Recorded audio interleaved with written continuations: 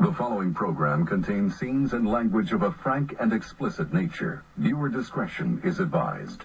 In 5, 4, 3, 2, live now. Don't know, Mike. I don't know what you're talking about. Hey, everybody. He's a macho. Savage, you're listening to Mike Trash, TrashTalkingRadio.com. The best in the business. Say it, the macho. Wrestling fans throughout radio land, listen to Trash Talking Radio at TrashTalkingRadio.com. Every Tuesday from 7 to 10 o'clock, you hear guys like myself, so you Ganon Giants come on.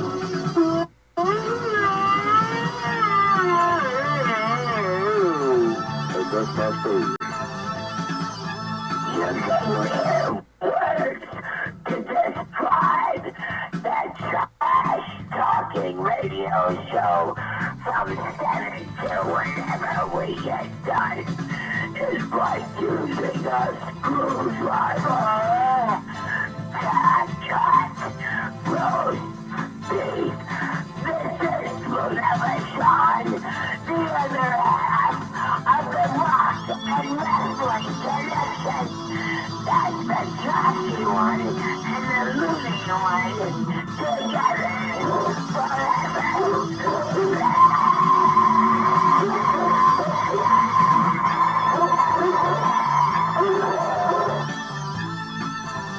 Hello, ladies and gentlemen. This is Ivan Koloff. I'm here to tell you about Mike Talking Trash. With the trash, 7 to 10. Tuesday night, you got to listen in. It's the best around, the best in town. Alright, hey, this is the animal. One half of the world famous tank in the road warrior leading the film. If you know what's good to you, listen to Trash Talking Radio or else. Hey everybody, you're watching Trash Talking Radio. This is Hulk Hogan. What do you got to say about Trash Talking Radio? Well, I gotta say that I just bought Trash Talking Radio. You're out of the picture, dude. This is my show, and you better watch because what you gonna do when Hulk Hogan's brand new Trash Talking Radio runs wild on you? This is the Vital Idol, and you're listening to Trash Talking Radio every Tuesday from 7 to 10 on TrashTalkingRadio.com. And remember this, when the Vital Idol tells you, it's got to be true. And when it's on the internet, it's got to be real. It's Trash Talking Radio every Tuesday from 7 to 10. I am the top of pop, the king of swing, the international rock star, way above par, the host with the most, Mr. Tuesday Night, the Vital Idol, Classy Mike Trash, and thank you very much.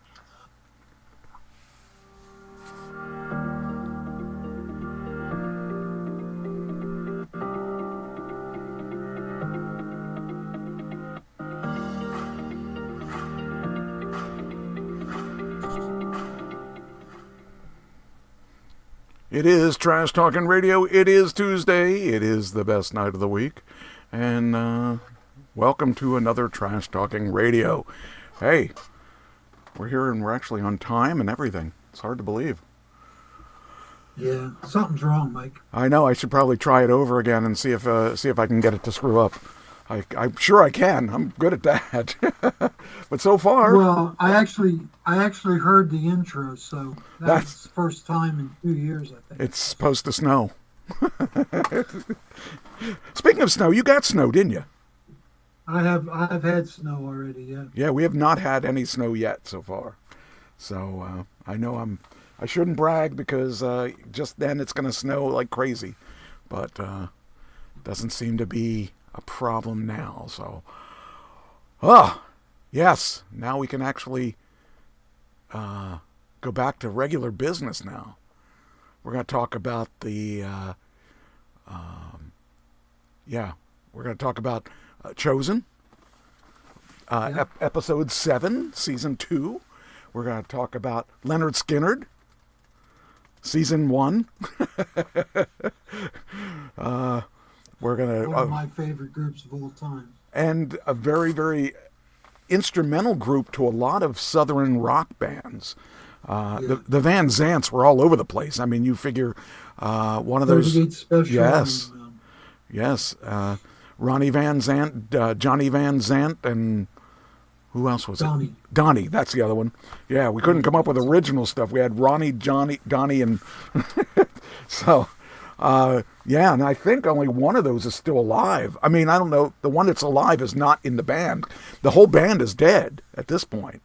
The whole original band. the whole original band's gone. They've got whole new people in it. Yeah, it's not really. Yeah, It's not really Lynyrd Skynyrd anymore. It's just name. it's like a tribute. It's a tribute band, and you know that if I had the chance to do that, I would take it too. I mean, if my brother was you know, in a band that made it big, and I could carry on his if I could leech off of him, I would.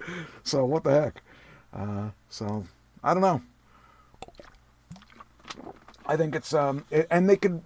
We'll talk about it when I get to that, but I think there's a lot of good stuff we can talk to about that band. That a lot of the different bands, you know, 38 Special is still out there doing stuff, and they're still doing good. And what was the other? You know, I think two brothers are still alive because they just did in 2025. They just did a Christian album. They both became Christians. Huh? Yeah, it's not. I'm not saying it's any good. I'm just saying they did it. Yeah, but they did it, and that's, you know, getting to break through in the first place is tough. To survive as many years as they have survived, I mean, you figure they're gone 40 years, 45 years, easy. 50. Actually, 73 to 2003. Yeah. Yeah, if you talk about, if you really actually talk about if anybody from Lynyrd Skynyrd were still alive, they were in it for 50 years, because that band started in the late 60s, I want to say. So, Well, they originally, I think, 69. okay, all right. So They were that's somebody else, and then they hit it big. And oh yeah, we'll go over that because We'll yeah, go over that. yeah. I think there were three bands that led up to Skynyrd. So yeah, it's kind of cool. Anyway, let's get this thing rolling. That way, we'll see if we can get some stuff and not be overly backed up. Well, hey, tell me about your wrestling school. Okay. Actually, this past week, I had a crazy week. So this past week, Friday, I did commentary for SPO, which is our house promotion. SPO is our Friday night. And anything we do, like WWE has SmackDown, and they have Raw.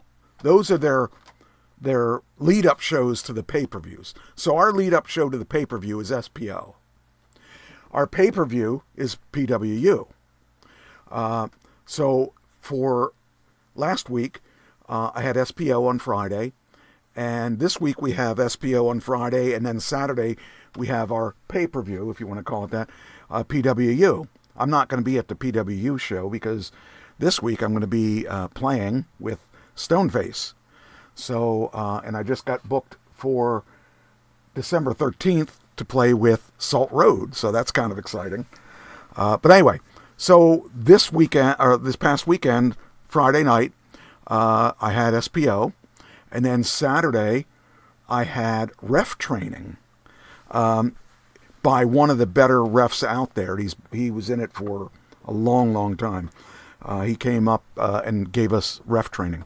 Now, I've done reffing, and I have done what I call heel reffing, where I was being an evil ref. And sometimes I turn good, then sometimes I turn bad. One time I went in as a good ref and I heeled out and became a bad ref in the middle of the match. Usually that's what I do. One time I was a bad guy and I came out as a good guy because I reversed it and nobody expected it. No one saw that coming. Well, this weekend, I learned how the intricacies of being a ref. Like, I knew what I was going to do as a bad ref, or the times that I reffed, I knew I was in there for a specific reason because I'm not a ref. This time I got to know it is to do a real ref and what you got to look for and stuff like that. Like for instance, you probably don't know what the term blind tag is, do you? No. Okay, so here's what a blind tag is. Let's say I'm on one side with my partner, you're on the other side with your partner. Let's say your partner's being, beat down, and then he gets a burst of energy and he knocks my guy down. They're both down on the ground. They're both crawling to the corner to tag in. Okay, well, what the blind tag is as your guy is getting closer to you, and I see that, I distract the referee. Then you tag him, and you start to get in the ring, and I get the referee to turn around. He sees you're coming in. He didn't see you tag, so you're not allowed to come in. So he goes over to admonish you, and we attack your partner. That's a blind tag. Because he never saw you tag. So you didn't come in. That's one of the things I learned. I know what blind tagging is because I've been involved as a manager, but I actually learned the small things about the blind tag that I never really thought about. And so that was kind of cool. And there's a couple things like the right way to count somebody. And you would say, okay, well, what's a big deal? You're only counting to 3, right? There's a technique to doing it. And the reason is you want to make sure that the audience is with you as the ref, seeing you count it and counting it out loud, and your arms got to be up high enough that they can count with you. I never really thought about that. I just thought 1, 2, 3. I never really thought about the actual positioning of the hand and where you're supposed to be positioned. I mean, that's... And don't you hesitate before you do 1? I've seen refs go to the floor, then raise their hand up, hesitate, then come down and do 1. You're not supposed to hesitate, but people do. But the big deal was that what do you do if the guy's supposed to kick out and you go and 1, 2, what do you hit it the third time, or do you hesitate? Well, the answer is you hit it, because this is a real sport. You can't stop, because then it really looks bad. So that's one thing I learned is that, hey, if you don't kick out when you're supposed to kick out, too bad. You lose a match. And back in the old days, that was a controversy because people were taught not to hit the last one if that's not the end. But Vince McMahon says, hey, if you're supposed to hit it and they don't kick out, they lose, and that's it. I always thought I've never had that issue. So every time I've done it, it's supposed to be, I did it right. But and then we talked about what you're supposed to do if someone crawls into the ring, that an audience member, because that's happened to me twice. Happened to me twice in 2 months. Because I was a bad ref. I was a mean ref. I was the evil ref. And this guy got mad because we were beating up his buddy, and he didn't understand it's a show. And this guy, he was I got to say I kind of taunted the guy in. Okay, we were in the match, and his best friend or his friend was Cage, who's the guy who I traveled with most of the time. But I was on the other guy's side. I was the heel ref, and Cage was the good guy. And so they were wrestling, and I kept missing I kept missing everything that the bad guy was doing. And so Cage was wrestling IB Green, which IB Green is 5'6" on a good day. Cage is 6'2" on a regular day. And so, like, IB Green put him on a sleeper hold, and Cage stood up and, had IB Green on his back. And he was trying to fight out. He was doing his best to fight it out. And right as he was ready to break the hold, I kicked him in the gut as the ref. Well, his friend didn't like that. his friend threw a chair in the ring. What did I do? Well, being me, I said, thank you. I was getting tired anyway, and I opened the chair up and sat down in the chair in the ring. And that really made him mad. So he jumped over the guardrail, and he was coming at me. And I was like, what do I do now? Because that's never happened to me before. So I folded the chair up, and as he was climbing in the ring, I said, I would advise you to get down. And right then, fortunately, the security guards grabbed him and dragged him out. But he would have killed me. So this guy... Would you have hit him with a chair? Would you have hit him with a chair? I didn't want to, but I might have. I don't know. I was scared. I was really scared. Because Cage couldn't help me because I'm the bad guy. Ivy Green and him, they just continued their match. I don't even know if they saw him come in. And I just was scared that he was actually going to come in. Would I hit him? I don't know. I'm glad that the security guys grabbed him. He wouldn't have known how to take the hit. Right. Oh, yeah, I don't know. I don't know what he would have done. So that was the first time anyone's ever climbed in to try to get me. And that was me. I mean, they wanted me because I was the guy that kicked him.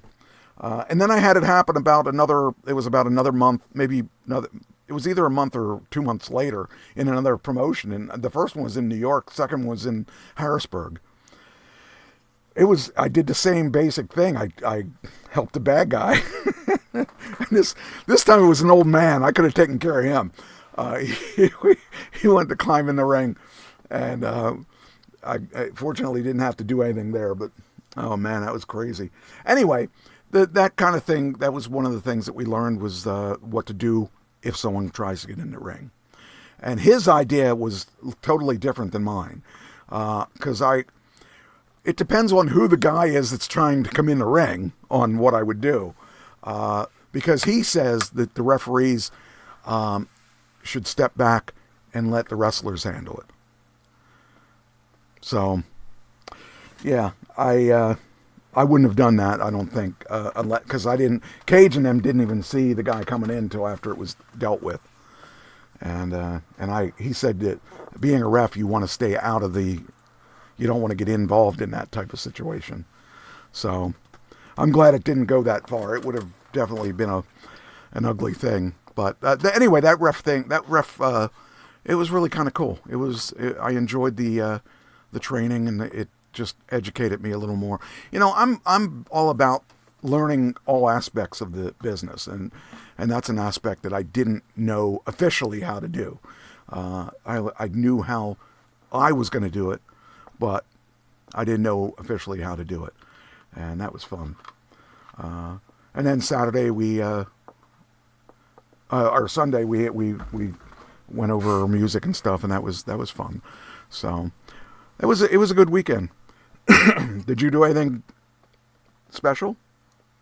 I had a regular weekend. Prepared for a sermon all day Saturday. Okay. Ministered on Sunday and then crashed. What was the message from this week? Well, it's can you lose your salvation? So there's two schools of thought. There's three schools of thought. One is once saved, always saved. Okay. You can do anything you want, you won't lose your salvation. Then the other extreme is you lose it, get it back, lose it, get it back. Every time you sin, you lose your salvation. Get it back again, lose it, get it back, lose it, get it back. I don't believe either of those two. I believe that you could commit apostasy, which is a persistent attitude of rejecting Christ, hardening your heart to where God can't move on your heart anymore. And it's not easy to do. You can't do it by accident. It takes a long time. I wanted to encourage the guys that, because a lot of guys think they've done so much bad that God will never forgive them. Right. And I was trying to tell them that unless you harden your heart and reject Christ, God will always forgive you. Okay. And Okay. He may discipline you. He may be disappointed in you. He may discipline you, but he's not going to reject you unless Okay. you reject him. And as long as you don't reject him over a long period of time and harden your heart, you're not in danger of losing your salvation. So guys really struggle with God won't forgive them, or they've been so bad that God is going to forget them, and they're on the way to hell, and there's nothing they can do about it. Right. And I want to tell them that's not the case. Okay. Try to encourage them, give them hope. Well, that's good. That's important. My belief is the third one. I've always believed that. Because, I mean, if you're constantly becoming a problem, then you didn't really accept him, I think, in your heart. Because you're not trying to fix the problems. It's okay to make a mistake, but if you're making a constant mistake, then I don't feel you really have done your part. I don't know. That's just my belief, but well, Scripture says if you keep on sinning after you're saved, you're probably not saved. Now, what they mean by sinning is a constant, persistent, unrepentant continuation of what you were into. Yeah. No change. Yeah, and that's exactly what you said. Yeah, I mean, I think that's the way I feel. I mean, I feel that, yeah, that's exactly what I feel. So, but I don't know. I don't feel that. I mean, I know that I do things wrong, and I know that I will continue to do things wrong. I can't be perfect. I don't expect to be perfect. I don't think that God expects us to be perfect. But okay, let me correct you a little bit. He demands that we're perfect, but doesn't expect it. Okay. Well, okay. But if I had to believe that, so it's close to the same thing you do, except that God commands that we're perfect. Yeah. But he doesn't expect us to do it. That's why Jesus came. Well, that's the thing that because we can't do it. That's, I think, the thing that discourages a lot of people is that they know they can't be perfect. Why try? I don't believe that. I don't think I can be perfect.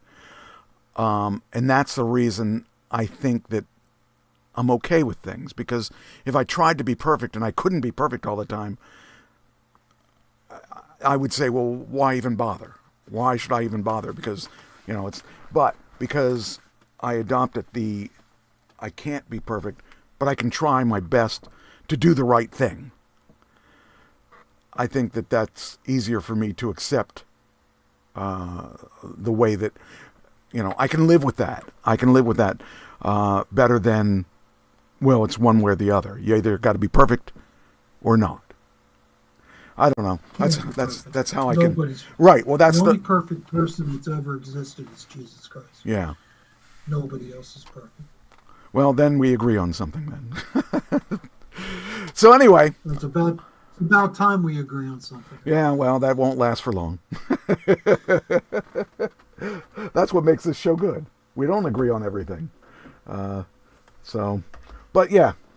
And did you already say what you did this weekend? Yeah, prepared yeah. for the sermon. Okay. And yeah. All right. Hung out with Patty and, had a good weekend. That's always good. Mine was busy. I just needed a breath. I haven't had a breath in a while. So tomorrow, actually, I'm starting my training of the new class that I'm taking to get my script to the next level. So, yeah, I haven't slowed down a bit. So it's good. I like what I'm doing. How's the book coming? I haven't had a chance to do anything since I haven't been home. So that's something I want to work on. I'm going to be home Thursday. I'm going to be home Wednesday and Thursday. And one of those 2 days I have a meeting, and I don't remember. I think it's tomorrow at 11 is my meeting. So after I'm done with the meeting, I'll have time to hopefully work on the book. I thought of some new things I want to put in there that I got to add to it, and I got to figure out. One chapter is extraordinarily a lot longer than the rest of the book, so I'm going to probably break that into 2 chapters. So, but a lot of happened in that time period that I want to cover. There's things that are important to how I became the way that I became in that chapter, from my wife cheating on me to me finding the thing that actually changed my life, that made me determine that I'm not doing things right. And that is all covered in the same chapter, and it's a lot longer than the rest of the book. So I got to figure out a point in there where I want to cut that up into more than 1 chapter, because it's probably 10 times as long as the rest of the chapters. So it's just... Well, I don't know if I told you, but I'm writing a book too, an autobiography too.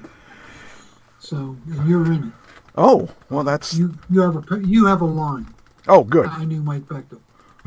So. Well, that's good, I guess. I'm not sure... And there's something that I will tell you, there's more to it than that, but I'll tell you one thing that's not in it. What? Would it be Roberts Valley Road? It would be Roberts Valley Road. See, you're keeping stuff. I'm not keeping anything. There was Roberts Valley. I just said something happened. Something happened one night where I was drunk, and I'm not going to talk about it anymore.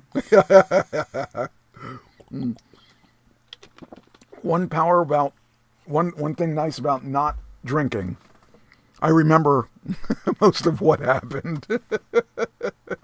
I have a general idea of what happened. That's all I need to know. Well, as far as I can remember, nothing illegal happened. Yes. Maybe immoral, but not illegal. Yes, maybe. So anyway, all right, let's move on. So I want to start out with talking. Oh, well, let's start out with the birthdays, because I know that's what you're looking forward to. It's my favorite part. You'll know most of these people. There might be 1 or 2 that you question, but you should know most. I'll do the questions first, and then we'll go in for the kill for the end of it. And I thought this one person actually had their birthday already, but apparently not. So we're gonna. You might even say that when I give it to you. You might say, "Didn't we do that already?" But anyway, so we'll start out first with Owen Wilson.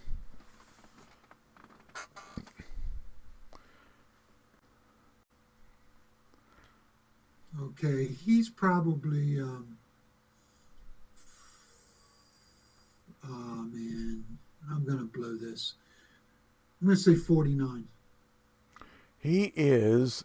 Wow. He'd be happy with you though, because you really said nice things about him here. He's 57.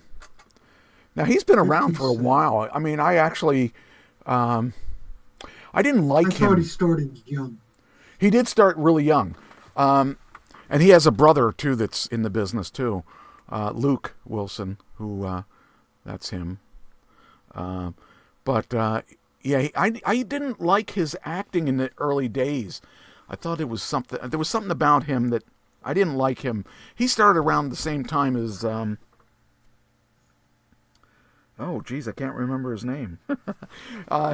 Him and a couple other people started around the same time, and I'd never liked their style of acting, but yet that's kind of the style that I'm doing now. So shows how much I know, because I didn't like the way they presented their acting. Anyway, he was 57, or is 57. Ryan Gosling. I don't know if you know him or not, but he was in the Barbie movie. I know of him. No idea. He, what is he on right now?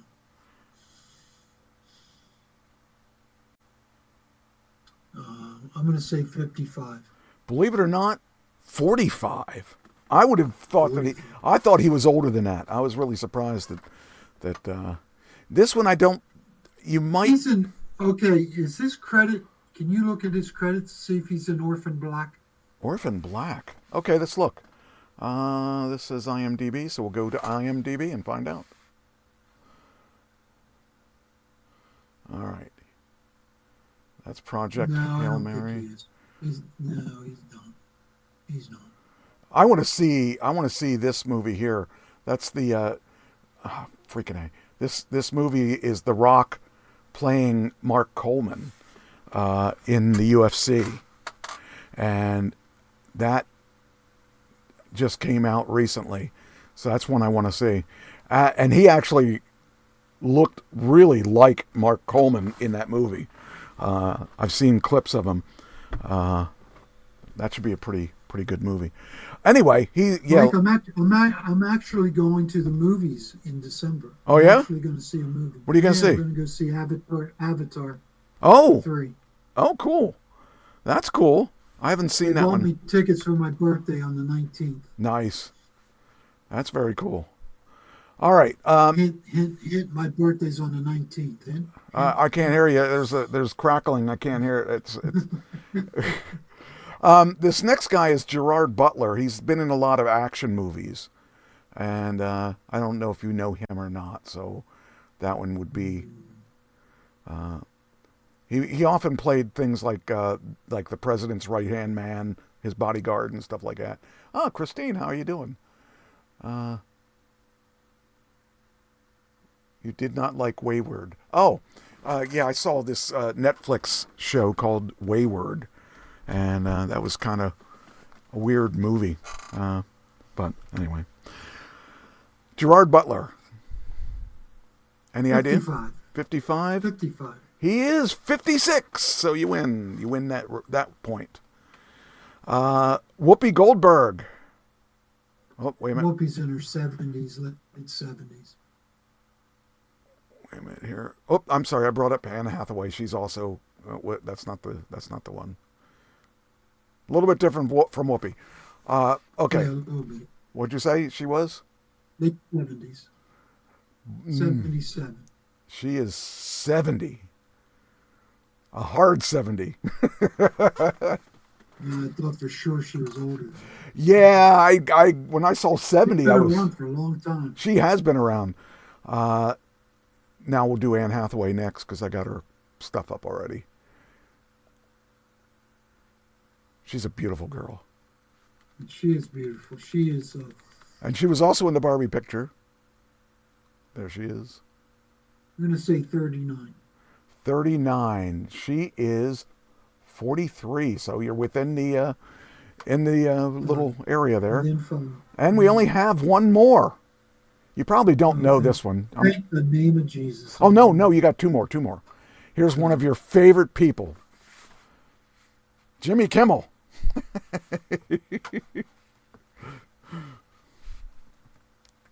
don't know. I'm going to say 52. 58, so you're basically there. And lastly, this is a guy you probably don't know. Here we go. Neil Young. Goodness, 85. Yeah, you got to see this picture here to make your final decision, but there you go. Yeah, 85. He's 80. He's a rough 80. Actually, here, let me show you this picture. This picture here looks bad. Ooh, yes. Or this one here, he looks like Grandpa. He definitely looks like Grandpa there. So, yeah. Whew.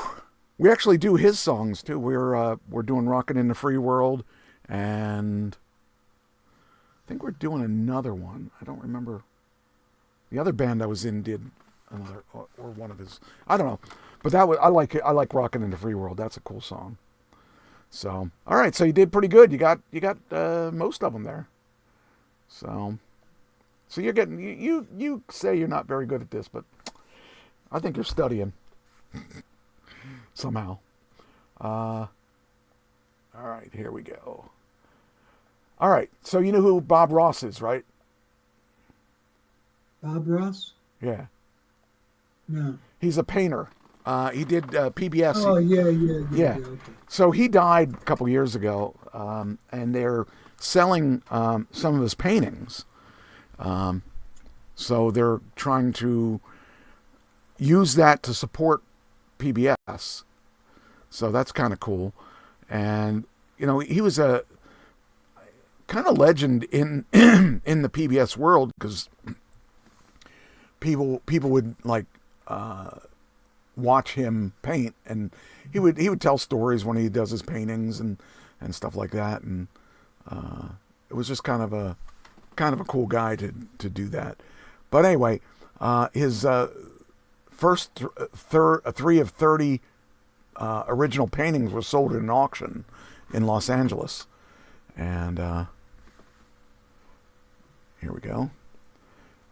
For more than $600,000 to help funding cost cuts to public broadcasting.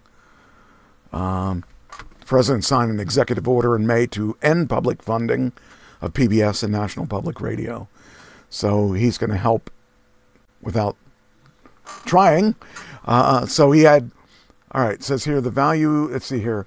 The 3 pieces that were painted in 1999 and 93 were Cliffside, that sold for $114,000. Home in the Valley for $229,000. Winner's Piece for $318,000. And that doesn't include the buyer's premium. The Cliffside was that one that went for $114,000 was estimated at $25,000 to $45,000. The others were estimated $30,000 to $50,000, and they got well over that. So they got a nice start on funding. I mean, you figure $600,000 for those 3 paintings. That's pretty good. So here he's helping PBS after he died. So that's kind of cool. I forget when he died. When did he die? It was a while, though. It was a while ago when he died. But that was cool. Says here, he painted them under a work-for-hire deal, giving Bob Ross Inc. ownership of nearly all of them. So, that's kind of cool, though. Oh, here we go. He says here, Ross was known for his calm demeanor and catchphrases like "Happy Little Trees." He hosted 403 episodes of The Joy of Painting from 1983 to 1994, following a 20-year U.S. U.S. Air Force career. He died of lymphoma in 95 at 52. Wow, that was 95. I didn't realize it was that long ago.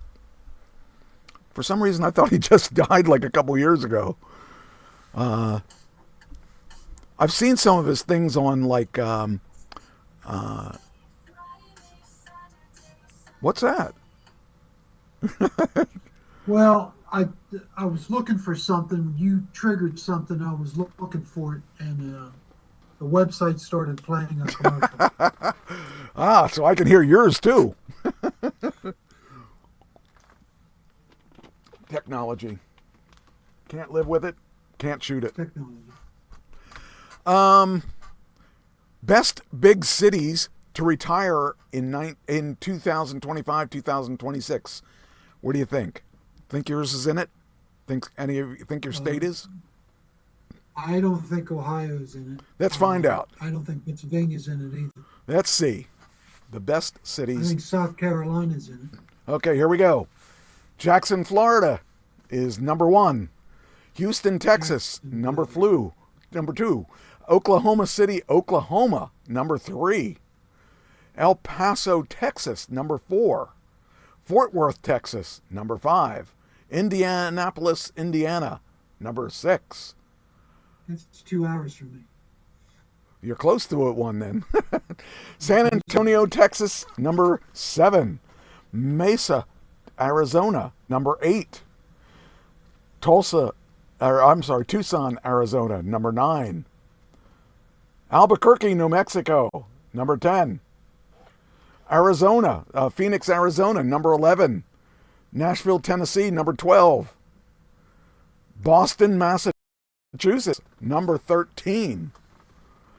Austin, Texas. Boy, there's a lot in Texas, isn't there? But look who's next. Columbus, Ohio. It's 2 hours away from me too. Yeah, that one's pretty good. Columbus is a nice city. Is it? It really is. Yes. Well, I don't see any in Pennsylvania yet. Portland, Oregon. Vegas. Vegas. I wouldn't have a lot of money to live. I was going to say, I wouldn't think that would be a good place to retire. Seattle. Let's see, any in Pennsylvania? Charlotte, North Carolina. Dallas, Texas. Washington, D.C.? I wouldn't want to live in Washington. I wouldn't either. That seems really bizarre. Kansas City. Going to Kansas City. Kansas City, here I come. Denver, Colorado. Detroit, Michigan. I have a cousin who lives in Denver, and he loves it. Wow. See, when I was in college, I had a couple friends that wanted to move to Colorado, and they wanted to move to Boulder, and I said no, I'm not going. Philadelphia, number 25. Philadelphia. Now listen, we know Philadelphia. Would you want to live in Philly? I'd rather live in Philly than I would like New York or New York. Or New York. By the way, there's a wahoo, Doug, happy birthday in the chat room. Memphis, Tennessee, Milwaukee, Wisconsin, Atlanta, Georgia, San Diego, San Francisco, Chicago, Baltimore made it to number 32. Sacramento, California, New York City. No, that should be number 1 billion. I know people that like New York, love New York. Just not me. You couldn't pay me to live there. You can't walk alone after dark. Los Angeles. See, I'd live in Los Angeles before I'd live in New York City. Yeah, but it's the traffic out there. Yeah, but it's the traffic in New York too. Or the Schuylkill. Oh, yeah. Shorekill. Yeah, that's a shore kill for Fresno. sure. Yeah, I mean, that was it. Oh, Fresno was the last one. So that was number 37. So, I mean, our state's in there, but not like Texas. Geez, there's a lot of Texas. But you're 2 hours from yours. I'm basically 90 minutes from mine if we take the turnpike. So, yeah. That's it. The big cities there. I don't know. But I don't like big cities. I'm on a fixed income. And if I lived in New York City, no way. You couldn't afford it. I can't afford it. No way I could live on what I make. I don't know how people could live on that. I mean, when I see what they're paying for rent out there, or, leasing and all that stuff, it's so horrible. I just can't even imagine. I mean, you'd have to make a lot of money, and you can't do it as a retired person. What's that one? I forget what that was. Oh, okay. This is an interesting story because you're into sports. Goldman Sachs gets into the talent agency business. So the giant investment bank is acquiring the majority stake in Excel Sports Management, which reps clients like Tiger Woods, Caitlin Clark, Nikolai Jokic. Jokic. What's Nikolai do? Nikolai's a basketball player. Okay. Caitlin Clark do you know her? No. She is the face of the WNBA. Oh, I do know that. Yeah, I knew that name. She's a white girl. Yeah. And she faces a lot of reverse racism. Really? Wow. Yes. Because they made her the face, and these black women athletes have been playing in the league for 10 years, and she comes in and makes 10 times more than they do. Wow. I'd be upset about that. Yeah. Well, Goldman Sachs is going to be doing talent agency stuff. So they bought into that company. Nearly $1 billion. Can you imagine $1 billion for anything? Jeez. I don't know. I can't think that high. I mean, I'm nowhere near that $1 billion number. All right, so that was that. Then we got, what do we got next here? We got, okay. So NBC has been going through some changes. The NBC Universal spinoff has rights to the NASCAR, PGA Tour, WWE, WNBA, USGA, I guess Golf Association, RNA, I don't know what that is, LPGA, and PGA of America, among others. So they've gone through a lot of changes because they've split off from the basic, what's this? No, thank you. Stop that. Let it go. Let it go. There you go. Okay. It says our new USA Sports brand. Isn't it funny how everything comes around? Because when USA came out originally, they were a sports channel. That's all they did was sports. And they weren't making money, so they became everything else. They became, reruns of Chicago. Yeah, Law and Order and stuff like that. And now it looks like they're going to go back to doing mostly sports. So, that's kind of interesting to see that happen. Now, I knew that was their majority, what they wanted to, they canceled a lot of things for the sports. So I found it really interesting that they would be headed back in that same direction. It could be, it's interesting to see that they're going back in that way. Because I thought that didn't, I guess because of ESPN having an all sports network, this is their answer to the ESPN, I guess, if they go that way. Says they're leaning heavily into women's sports as a focus for its efforts, betting that the organic growth in the marketplace as well as interest from marketers can become a driver for the business. The company inked its own 11-year deal with the WNBA alongside the NBC Universal, and will retain many of its rights, and it inked a deal for League One volleyball. Is anybody watching volleyball? I guess there are people watching that. I mean, I understand basketball, I understand baseball, I understand football. Volleyball, I'm really confused by. So well, if you played it in college, it's very important to you. Yeah. But the rest of the world, I don't think watches volleyball. Yeah. Corporate changes have forced some sports rebrands in the past. Warner Brothers recently changed to WBD Sports Division into TNT Sports. Also taking the name of its most high-profile channel, Versant will also be changing the name of C to MS Now later this week. Another side effect of the spinoff through CNBC will be able to keep its name for now. So we're seeing a lot of changes. Everyone's competing for the same. They booted MSNBC. What's that? They booted MSNBC. Yeah. They sold it. Yeah. So they sold it, and then they're going to have another one, I guess, by the looks of things. Just sold the one and picked up changed the name to the other thing. I don't know.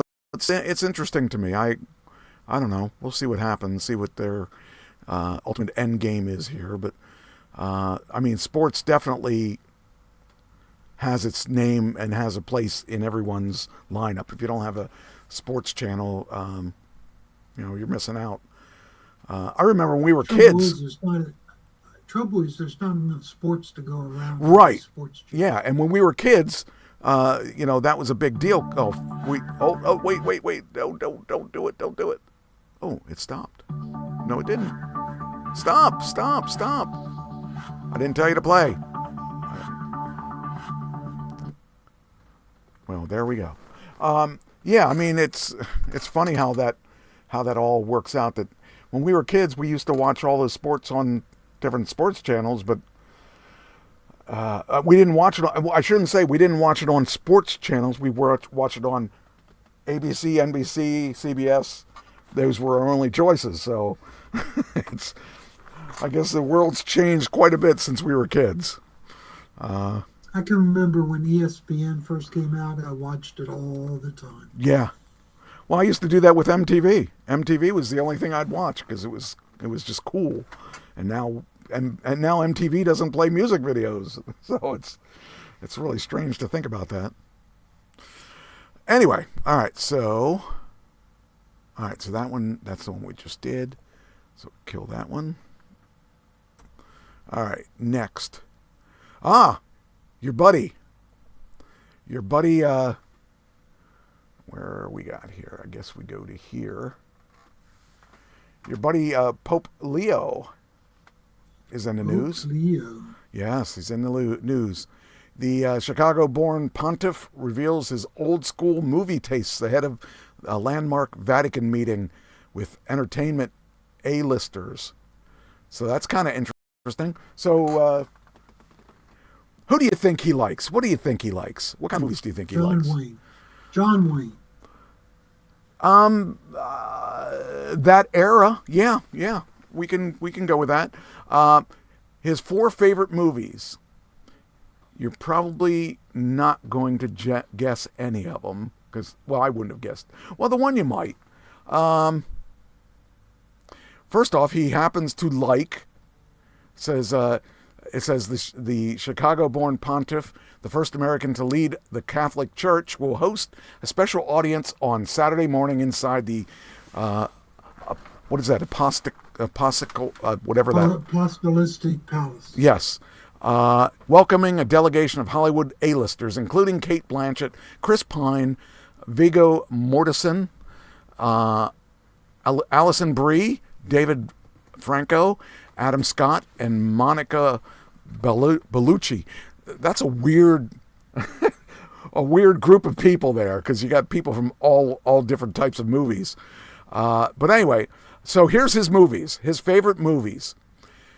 Frank Capra's It's a Wonderful Life from 1946. That's a great movie. I watch it every year. Robert Wise's The Sound of Music, 1965. Robert Redford's Ordinary People, 1980. And Roberto Benigni's Life is Beautiful, 1997. Uplifting movies. You got to think that that was probably good choices. I would have never guessed any of those, but Have you ever watched It's a Wonderful Life? I think so. I'm pretty sure I did, but and I'm not really surprised of that one. I'm more surprised about The Sound of Music, but the other ones I'm not super surprised about. But yeah, those are good movies for anybody that wants to not be criticized. But I mean, I'm sure those are truly his favorite movies. I'm sure he likes those. And they're I'm sure mostly they're pretty. I think most churches would approve of those, right? Yes. Okay. I just found it interesting. Except for fundamentals who don't believe in movies at all. So. Oh yeah, well. Yeah. My favorite 2 movies are The Grinch and It's a Wonderful Life. Wow, those are 2 totally. Jim Carrey's. Well, I used to like Cheech and Chong movies, but that got me into trouble. So I can't. Yeah. I remember trying to watch those Cheech and Chong movies, and I couldn't relate to any of them because I've never been really into drugs, and I couldn't understand the humor, like all that stuff. So, well, they're not real funny when you're straight. Yeah, I'm sure, and I know all but I wasn't always straight. So, this is true. Roberts Valley.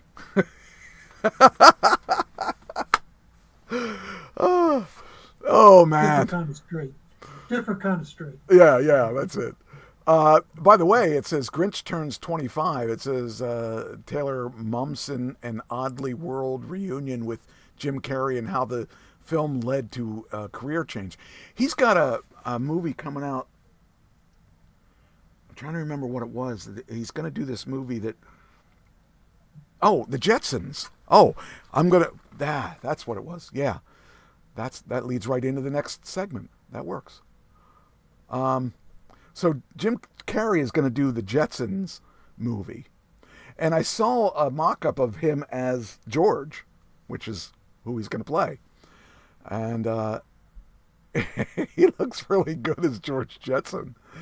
Which leads me to the next segment, the Jetsons. So now you watched the Jetsons as a kid, right? Absolutely. And I watched the Jetsons as a kid. I've got some fun facts on the Jetsons. Since there's going to be a movie out about them, I decided I wanted to do this. So, you ready? Yep. Jetson was released twice. Once in 1962. How many episodes do you think that was? Or how many years? Let's try years first. 2 years. 2 years is correct. How many episodes? 44. Half of that. It's 24. 24 episodes, and then they were canceled. Do you believe that? I never would have imagined that. I thought that was on forever. I thought that was more than, I figured, because I was watching that as a kid, and I can't believe I only watched 24 episodes. So, it was a major flop. It cost them $53,000 per episode to make one of those. That to me blew me away because that was the 60s. That was released in 61, I think it was. They considered that a major flop. General Foods threatened to sue the company because they were the major backer of that, and they felt that their products that was bad. They didn't want that product to represent them because the Flintstones were made first, and then Hanna-Barbera came out with this as a modern Flintstones. So the Flintstones was a success, but the Flintstones was a success because in the early, I don't know if you know this or not, I think you probably do, in the early episodes, the Flintstones smoked on the screen and they did advertisements for cigarettes on a cartoon. Do you realize that? I've seen them smoking, yes. I mean, but they actually did commercials in the middle of their cartoon where they would say, this is the kind of, I forget what it was that they smoked because that was not something I really liked, but they actually would do commercials, and so they couldn't replay those in later years. They had to actually edit the smoking stuff out. So they lost a lot of episodes because of that. It was deemed the most expensive mistake in animated history, the Jetsons. They said that they lost to reruns of the Flintstones in its own time slot. There's no way. I just don't remember it being that bad. I remember it being a pretty cool show, but it was really, really bad. They revived the show in 1985. So not only did they, we're talking 20 some years later, they decided to revive it. Do you know how many hours a day and how many days a week that George Jetson worked? 20. 20 hours a week. 20 hours a week? Wrong. Yeah. He worked 3 hours a day, 3 days a week, and he complains about being overworked. And do you remember Rosie? Yeah, I remember Rosie. What do you think of Rosie? Was that high tech or low tech? It was high tech. It was considered low tech because Rosie was supposed to be, first off, George Jetson was supposed to be really, really poor. He couldn't make enough money. So the joke was, and I never got the joke, and I guess till now, the joke was that he was so poor he had to buy obsolete maid. She was always breaking. Right. She always broke down. She was always breaking down and breaking things in the house. And I never even thought about that. I just thought, oh, that'd be cool to have a robot, you know? But nobody got the joke. It was just kind of funny when you think about it. It said Rosie was obsolete on purpose to show how poor he was. But nobody got the joke. The joke was, you know, that they were, that she was obsolete and the Jetsons were poor. Did you ever see The Ground? No. You won't. You know, and I'm going to tell you why. This is even really bizarre, more bizarre. The Ground never appeared because it's dead and uninhabitable. And then they went on to say the crossover with the Flintstones showed they lived at the same time. They were living in the uninhabitable area down below. And so that I kind of found funny. This is the next one that's really kind of strange. Jane was, how old do you think she was? And how old do you think George was? George was probably in his 30s, and so was Jane. Jane was 33, George was 40. Jane was designed to look 18 to be aspirational to. The 7-year gap was supposed to be aspirational housewives. You know, you could have seven. Back then, that was more. When we were kids, that was kind of, you know, rare to see that big of a gap. Although my mom was 5 years from my dad, so 7 years was supposedly scandalous, a little scandalous. But here's the clicker. Do you know how old was the daughter was? Judy? 16. That's correct. That means that Jane had to be 17 when she was born, and that was scandalous. Scandal. Yes, that was kind of interesting. I never did the math. When the executives did the math, they didn't like it, but they wouldn't change it because they thought we're not gonna make a big deal out of it. But they didn't like that they were that was the case. There was a building collapse episode that was not shown more than once. The building collapse episode, they had flying suits that they were flying to try to, and they found that there were subpar things on this building that made it collapse. The future showed the building collapses, and they weren't allowed to show it. Because of that collapsing, because of cheap materials, they were not allowed to show it more than once. And they actually destroyed that episode so that it wouldn't be shown again. I found that really odd that anybody would think that far into it. You know, a building collapse, that could happen. I don't know. They felt weird. The guy who played Elroy killed his voice doing it. His name was Dawes Butler. He had a high, when he tried to do the high-pitched part of the Sun, that destroyed his nodule. He caused voice nodules, and took him years to fix it. So when they went back in '85, he didn't want to do it because of the issues he had with the 2 years that he played Elroy. This is really bizarre too. They used the soundtrack of Laughter, as many used in that day. You know, even the Lucy Show and all those used canned laughter. The Laughter soundtrack that they used included booing. And they didn't realize it until they went to remaster it back in the last 30 years or whatever it was. They realized there was people booing because they stole the laugh track from failed comedy shows. and one of the guys even swore in that particular one.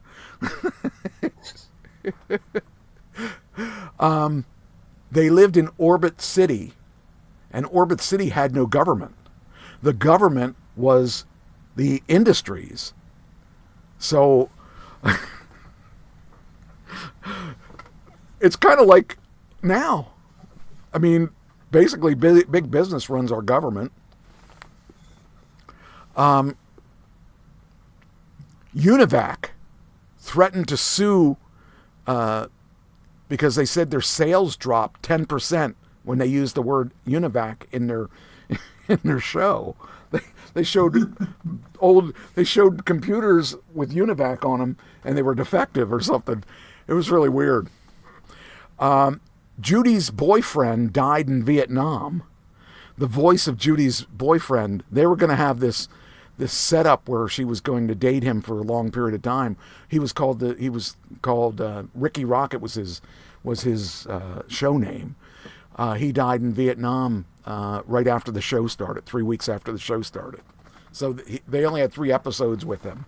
So they never showed him again. This one's really bizarre, and I never thought about this. I never thought about any of this till I saw this video. Did you ever see a meeting? Yeah. They ate pills. Yeah. The pills were amphetamines and Mother's Little Helper, and they helped Jane, and George took speed.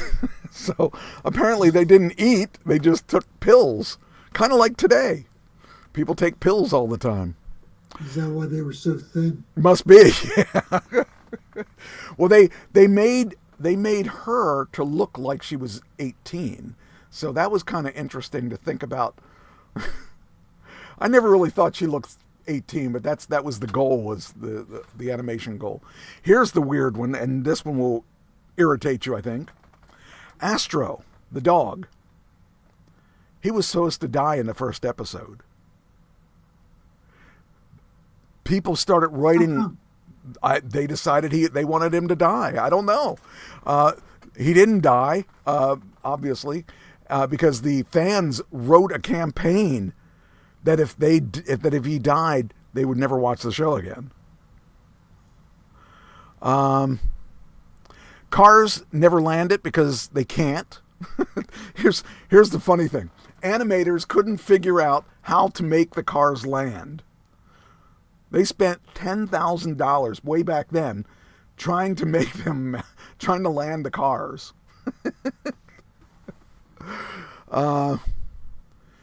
Let's see. Janet Waldo was replaced. Oh, the voice for the daughter. Was it the voice for the daughter? The voice for the daughter was Janet Waldo. She was replaced because she was dying. Really dying. She was seriously dying. And she was actually she was really sick in the first one, and then they brought her back, and she was still alive for when they revived the thing, and they wouldn't, I think she died around when the second one was made. Spacely Sprockets. This is weird. Do you know what Spacely Sprockets made?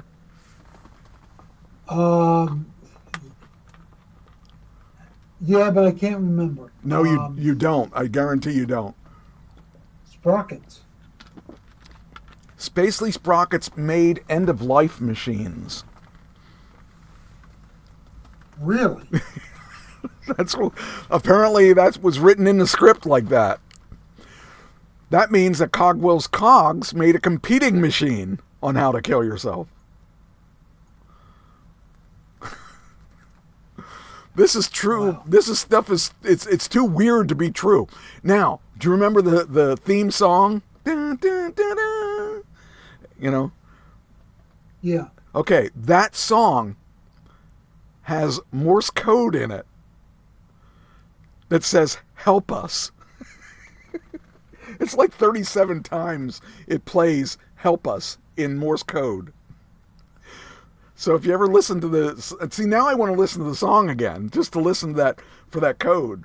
But it has apparently Morse code on it.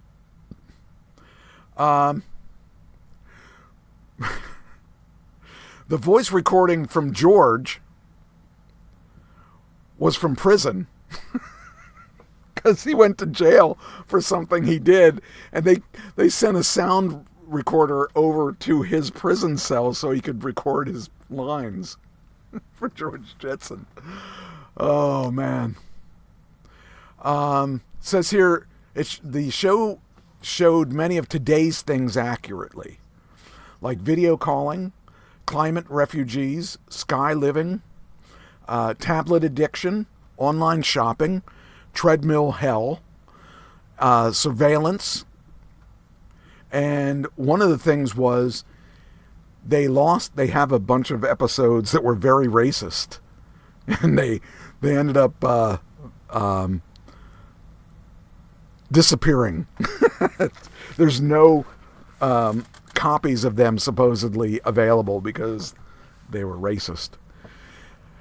And lastly, but not leastly, a Breaking Bad actor almost played... Oh, no, that's a different one. Sorry. That's the next story. That was the last thing, the racist episodes. So I would have never thought about that, because back then when we were kids, last thing I was thinking of was racist stuff. But I don't think they had any other than white people. I don't think they had any other people there. I don't know. No, it was all white. But they must have had at some point, has had something to be racist. I don't know. Okay. Did you watch The Office? Were you an Office watcher? No.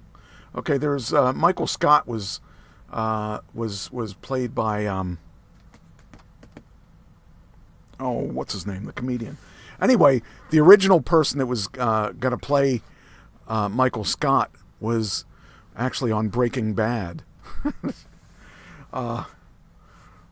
Michael Scott was played by him, but the person that was originally Steve Carell, but the person that was supposed to play him was Bob Odenkirk, who was on Better Call Saul and Breaking Bad.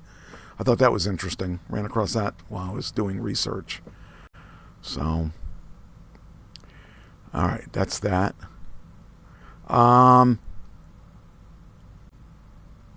Now, with Thanksgiving coming up, I wanted to talk about turducken. Do you know what a turducken is? No, I do not. You have no idea what turducken is. Okay, I'm going to show you and educate you. Turducken. A turducken is a large roast consisting of a deboned chicken stuffed inside a deboned duck, and then it's stuffed inside a deboned turkey, often layers with layers of stuffing in between them. So you actually have triple meat roast, and it's layered with stuffing. And so apparently this is a big thing. I never heard of a turducken, but it's apparently a big thing. These people actually make these turduckens into here you go, turducken roll, 5 pounds, gourmet butcher block all Madden turducken gifts. So it is a thing. Just never will. How much was that gourmet gift? 100. Gourmet butcher block is $199. Wow. This one here, the small one's $75. Here's $130, $180, $160, $190. I mean, it looks pretty good. I mean, you know. Yeah. Nobody in my family is going to spend that kind of money on it. Yeah. Serves 18 to 20 though. So for 20 people, that's not bad. I guess. I don't know. I just think it's funny. Let's see here. I mean, I would eat that, but it seems like a lot of work. Next thing. Okay, so the turducken's gone. Come on, let me get rid of it. then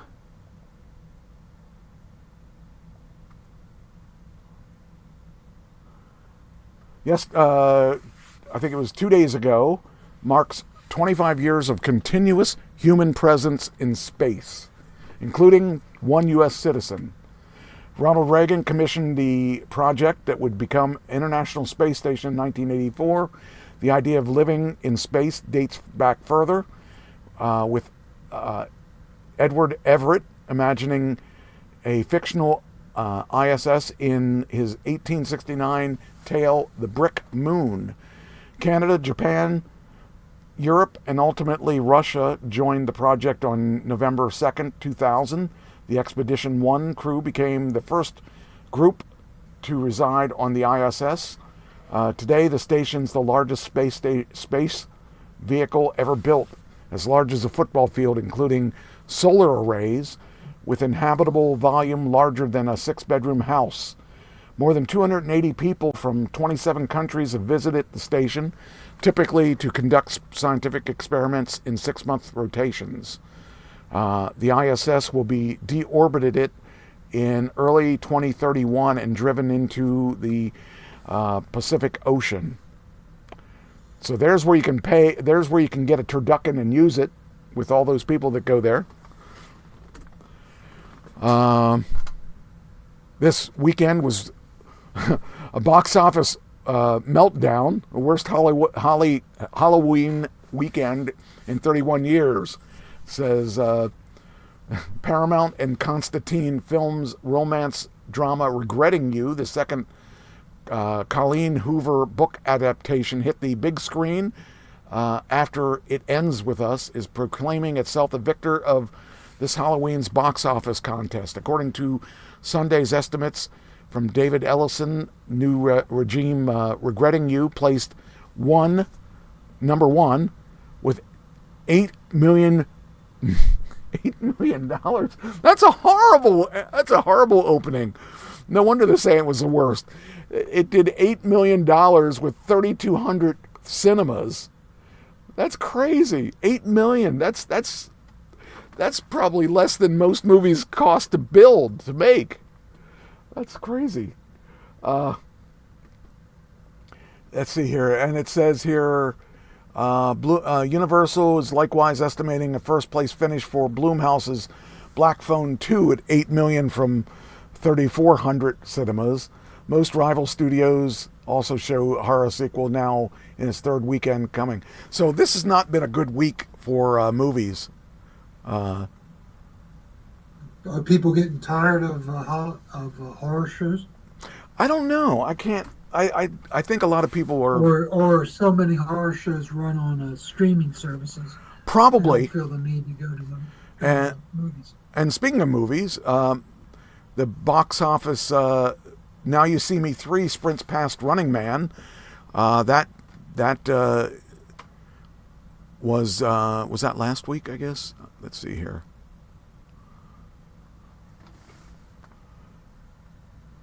Yeah, with Now You See Me did $75 million, as Running Man chokes in at $28 million. That's been out for a couple weeks, so it's doing that kind of numbers after as many weeks as it's been out. I'm surprised it did all right.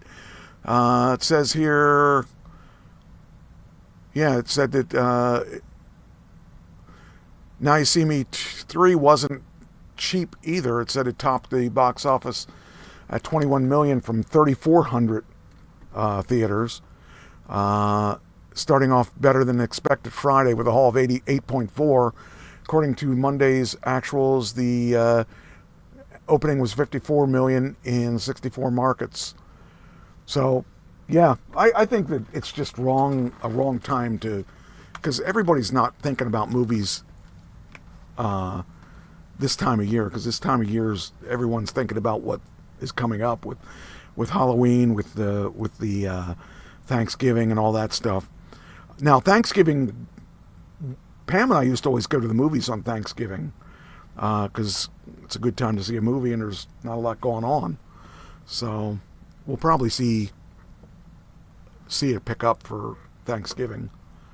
Plus they add Wednesday through Sunday for those numbers, So, Running Man, I don't know why they remade that movie. It just was a stupid movie the first time. I don't know. And whenever you have a number 3 after it, you know that there were 2 other ones, and the first one's usually the best one, and the other ones are just remaking the idea. So, I don't know. I think when you do that, when you do those sequels, unless it's a really good sequel, you know, it's just living off of past movie. Well, I thought Avatar 2 was as good as Avatar 1, if not better. I thought Avatar was good. Yeah, I would agree with that. But he puts a lot of you know what makes Avatar good is not the script. It's the scenery. It's how beautiful he makes his worlds. So that's, yeah. Finally, Tom Cruise gets his Oscar. He finally, after all this time, has been, trying to get an Oscar. He finally got an Oscar. You figure he's been working for 45 years or something, and for him to finally get an Oscar. Yeah. Yeah, it's kind of cool. I'm glad to see him get that. Because he makes some pretty cool movies, and for someone that's been in the business as long as him, he deserves to be recognized. Because they recognize a whole lot worse people than him. Making films is not what I do; it's who I am, according to Tom Cruise. So, I'm happy for him. You gotta have a warm spot in your heart for someone who does his own stunts. And yes, and his movies generally, even with his sequels, Mission Impossible, he took that franchise and ran with it. And he made a lot of really cool movies out of that. So, I admire him for what he's done. He's done a lot of good movies. And I often said that if I had a gay crush on somebody, it would be him, because he works hard. He tries to do things well, and he doesn't. A lot of times, he doesn't just be in a movie because he's got a script. He makes sure the script has meaning. So, I kind of like the fact that he has a good work ethic, and he knows he doesn't have to make any movies because I'm sure he's wealthy beyond wealth. So, power to him. And he doesn't do anything really controversial, I think. And he works all the time. I mean, he doesn't take a year off. He's constantly doing it. Yes, he did that. That last Mission Impossible was a 2-parter for the end. I didn't see the last part yet, so I want to watch it. I got more stuff. Do you want to take over for a little bit? Sure. Okay. Sure. Your senator. My senator. Yes, your senator. Did you hear about him? No. I don't think.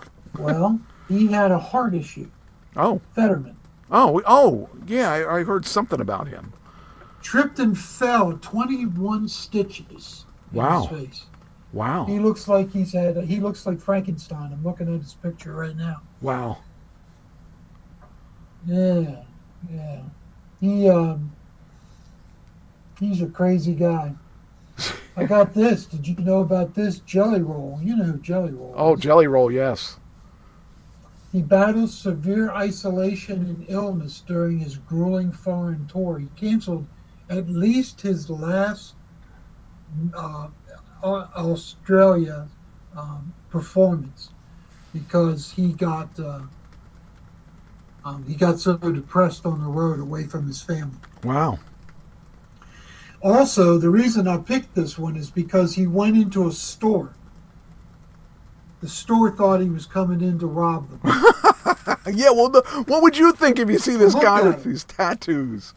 I just think that's the most disgusting. I mean, I don't get the tattoo thing at all. I mean, even people that have, if you want to call them good tattoos, I don't get it. I just don't get it.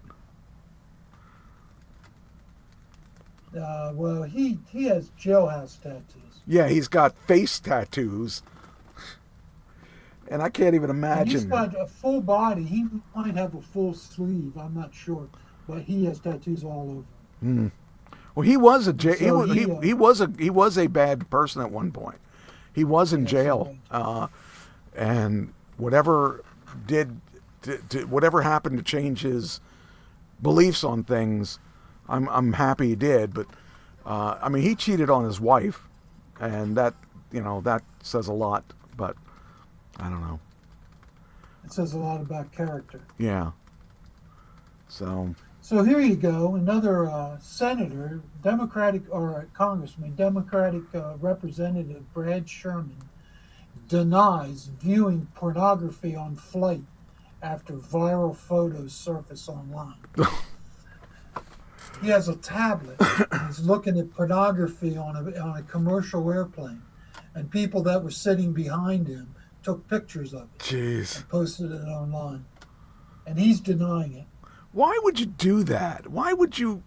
I mean, especially since you're a public figure. But even if you weren't a public figure, why would you do that? Just seems really stupid. If you're that horny that you can't last a flight, you got serious issues. Well, he says, maybe he was flipping through X or Twitter, whatever you want to call it. He was flipping through it, right, on his tablet. Okay. And that's where he saw it. I don't buy it. So, I don't buy it either. He said, well, maybe I linger a little bit longer on a half-naked woman than I do on anything else. But, I think he was lingering a little too long. Yeah, I'm sure he was. So, he can do what he wants in private, but on a commercial airplane. Yeah, that's the whole thing. Let's have some kind of discretion. That's crazy. Little politics here. Headed for the exits. Why 36 House members aren't running for re-election. They're all not running for the same reason. It's too toxic in Washington. They're sick of it. I can understand that. They're sick of it. I mean, it's politics today is brutal. It doesn't matter which side you're on. It's brutal because nobody can compromise. There is no middle ground anymore. Nobody wants to work with each other. Everybody hates each other. Right. And that just, I think our forefathers are all turning over in their graves because they're saying this isn't the way this isn't what we fought for, I just really feel, I don't know, I feel bad that we're taking steps backwards. Well, my favorite thing going on right now is that we're up to 82 narco terrorists dead What? in the Caribbean. We're Wow. up to 82 now. We've killed 82 narco terrorists. Wow. Taken 3 into captivity and killed 82. Wow. We're going to go to war in Venezuela. Yeah, that scares me a little bit. We're going to go to war. Do you know the largest, the most lethal aircraft carrier in the world is now the Gerald S. Ford. Yeah. Is now in the Caribbean. Yeah, If you're going to knock out narco boats, you don't need an aircraft carrier. Yeah. And it's not like they have, I don't think they don't have the technology to fight an aircraft carrier. No, Maduro, he's going to fight a guerrilla war. He's telling his soldiers to take off their uniforms, take their weapons, take off their uniforms, spread into different cities in the countryside, and fight a guerrilla war. USA doesn't fight guerrilla wars very well. Right. We like to go in and destroy them with our technology. We don't want boots on the ground going door to door and fighting door to door, but that's what they want. Well, that they have the advantage there somewhat of They know the terrain. right. But the aircraft carrier, man, that has so much technology. I've seen on Facebook, I've seen a couple people that are from that background talking about people that countries that went up against our aircraft carriers, thinking they thought that they didn't realize it was an aircraft carrier. They thought it was just a boat that they were going to steal their supplies and stuff from. And the aircraft carrier didn't even have to be involved because all the ships around it destroyed them before it even got near it. They were warned. So, I don't know. Oh, man. In Mexico, there are actually protests going on against the government for not doing something against the cartels. Wow. That's a good thing. Shine Boom's in trouble. She's the president of Mexico who refuses to allow Trump to come into the country with our military and special units to fight the narco-terrorists. She refuses because she doesn't want assassinated. So now they're protesting in the streets. Wow. Against the cartels. So that's another place we may go into at some point. Yeah. With our special forces and rangers. That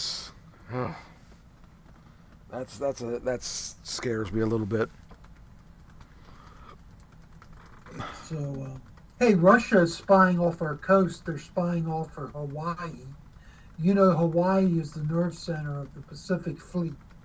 And Russia now has a fishing trawler, an electronic eavesdropper fishing trawler sitting off 15 miles off of in international waters off of Hawaii, spying on our electronics and our communication systems. Jeez. Yeah. All these nice things are happening. And ICE doing all these roundups. Yeah. Public opinion is turned against them because they did a raid in Chicago. They arrested over 600 people, and only 16 of them had arrest warrants. Now, Trump said he was going to only arrest the worst of the worst, but he rounded up over 600 people, and 16 had arrest warrants. Wow. So public opinion goes like this. Let's see, who did it? There was a poll that had 1,065 adults. Do you approve or disapprove of how ICE is handling the job? Somewhat or strongly approve is 39%. Okay, keep that figure in your mind. 39%. Strongly disapprove or somewhat disapprove is 53%. Wow. So now, let me see. Democrats are 85% disapprove of ICE. Independents are 62% disapprove of ICE. And Republicans are 13% disapprove of ICE. Wow.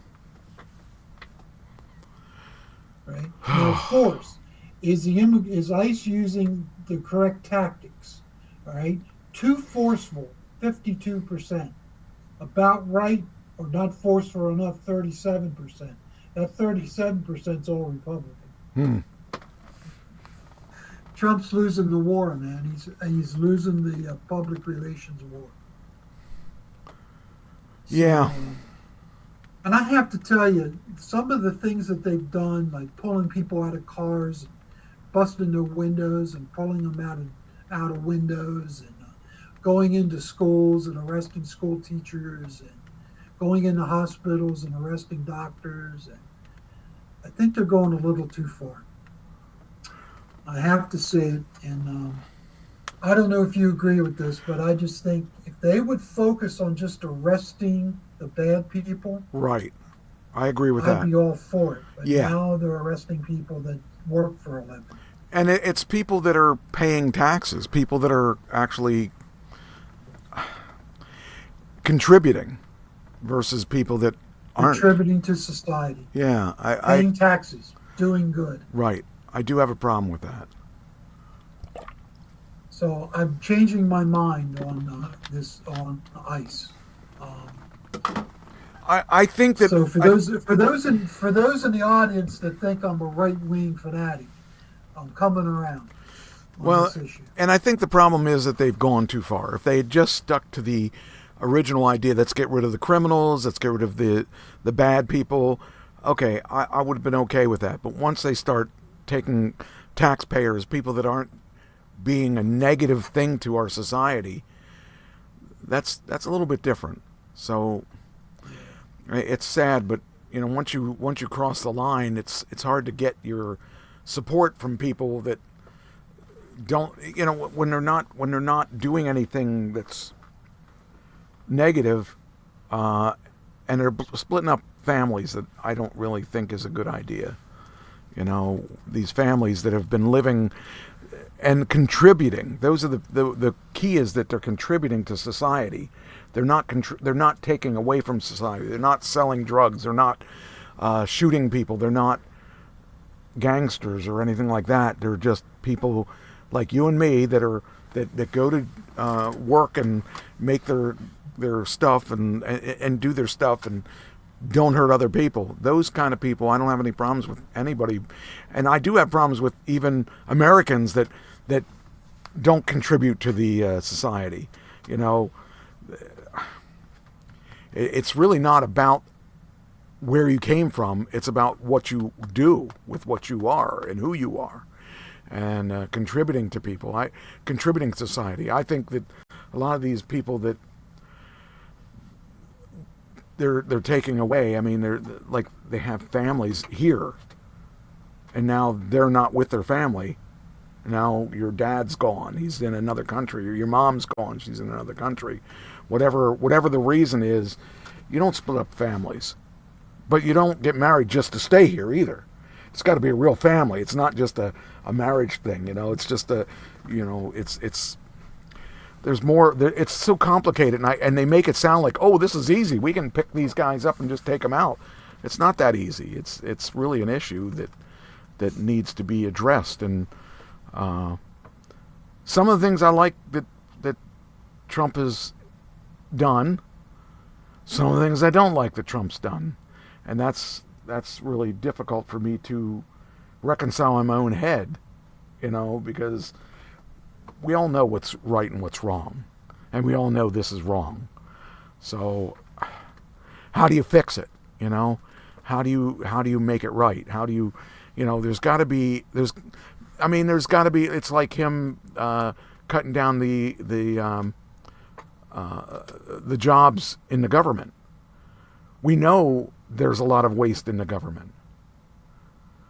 But where's the waste? We got to make sure that we're doing it right. We got to destroy we're taking away people's livelihoods and not offering them anything in return. I mean, if you have a job that can be phased out, okay, we phase them out. We give them. We got to help them get something else. We don't just throw them to the wolves, even if it's right. And that's the problem. I don't have a problem with scaling the government down because the government's a little fat. But if we can't just throw the guy out to the wolves and say, hey, your job's been eliminated. Good luck. That doesn't work. I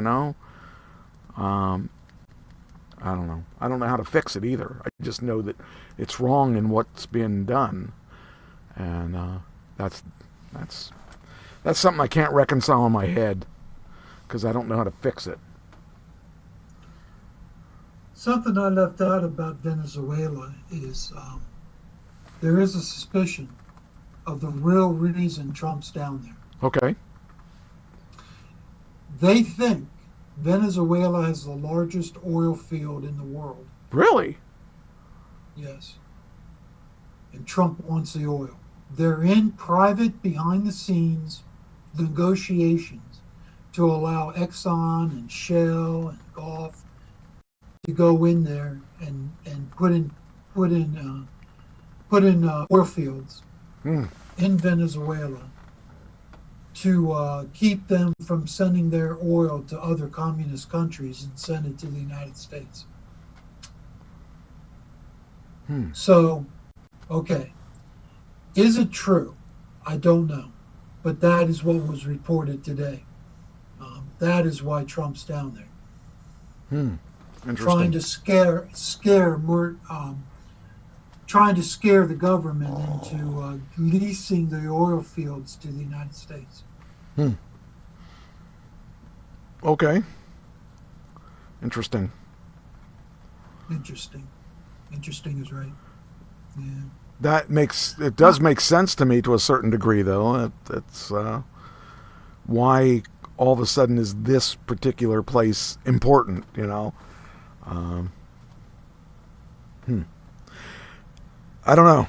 Whoa, Epstein files. Yes.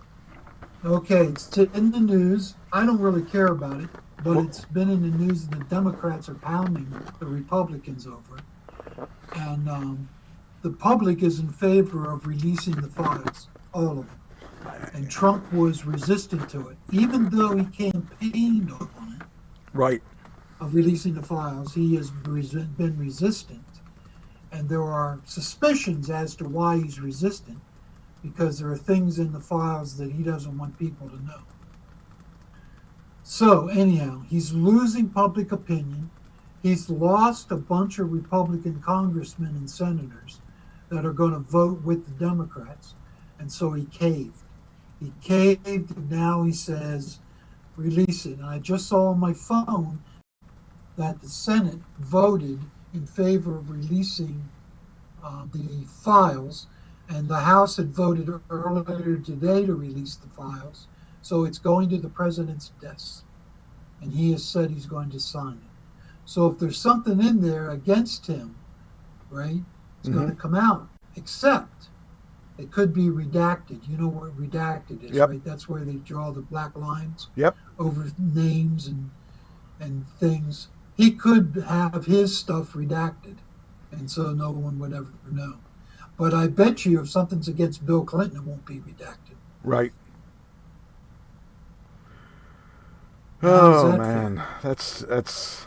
But who cares about... I mean, Bill Clinton, he's like 80 years old, or 90, whatever he is. I don't care. I don't care what he did anymore. I don't. That's the whole thing, is that we're talking about some... People change in I don't know that he's changed, but I don't know that, but I'm sure his wife already knows everything that happened, and I'm sure that they're the only people that really matter in this whole grand scheme of things as far as Clinton his comes. Wife and his daughter. Right. That's all that matters.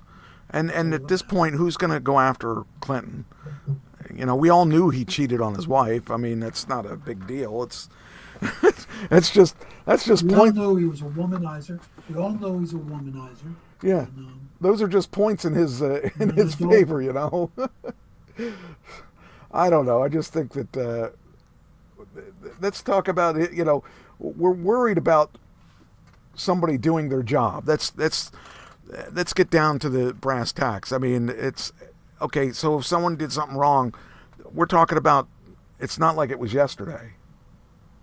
You know, this happened over periods of time. And I don't care, because Trump is our president right now. Let's worry about him doing his job. Let's not worry about what he did in the past. I've done things in the past I'm not real proud of, too. And, you know, it's not to the level that we're talking here. But I don't know. I just think that at this point, I don't really care, because it goes back to if they hadn't tried so hard to get rid of him the first time he was president, I'd probably be more sympathetic to them.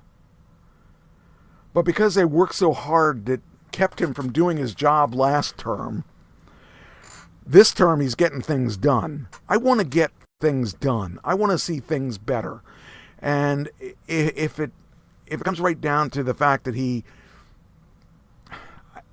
as bad as it is, and it's going to sound really bad when I just say it, Epstein was not a good person. We know that Trump is not necessarily a good person. He's not squeaky clean. No, there's nothing clean about him. He said bad things. He's even on the road in his election, he said bad things, and people still voted for him. And everyone knows he's not squeaky clean. Everyone. I mean, you'd have to be blind and deaf and in a coma not to know not to know that he's not the cleanest person in the world. But I don't think there's any politician that is. And it's just, what do they hide at that point? And I'm sure he's one of the worst when it comes down to some of the things he's done. But I would love to go a couple days without hearing negative from both sides. I mean, I know I'm asking a lot. Happen. Yeah, I know. I know it's not going to happen. But I'm so tired of everything. I'm so tired of everybody complaining about everybody. And if we didn't want people to complain, we wouldn't bring in politicians. We'd bring in preachers, probably, and they could find dirt on them too. We're not squeaky. Not squeaky. Yeah, nobody is. Nobody is. I mean, that's the whole bottom line. Is nobody is. We talked about at the beginning about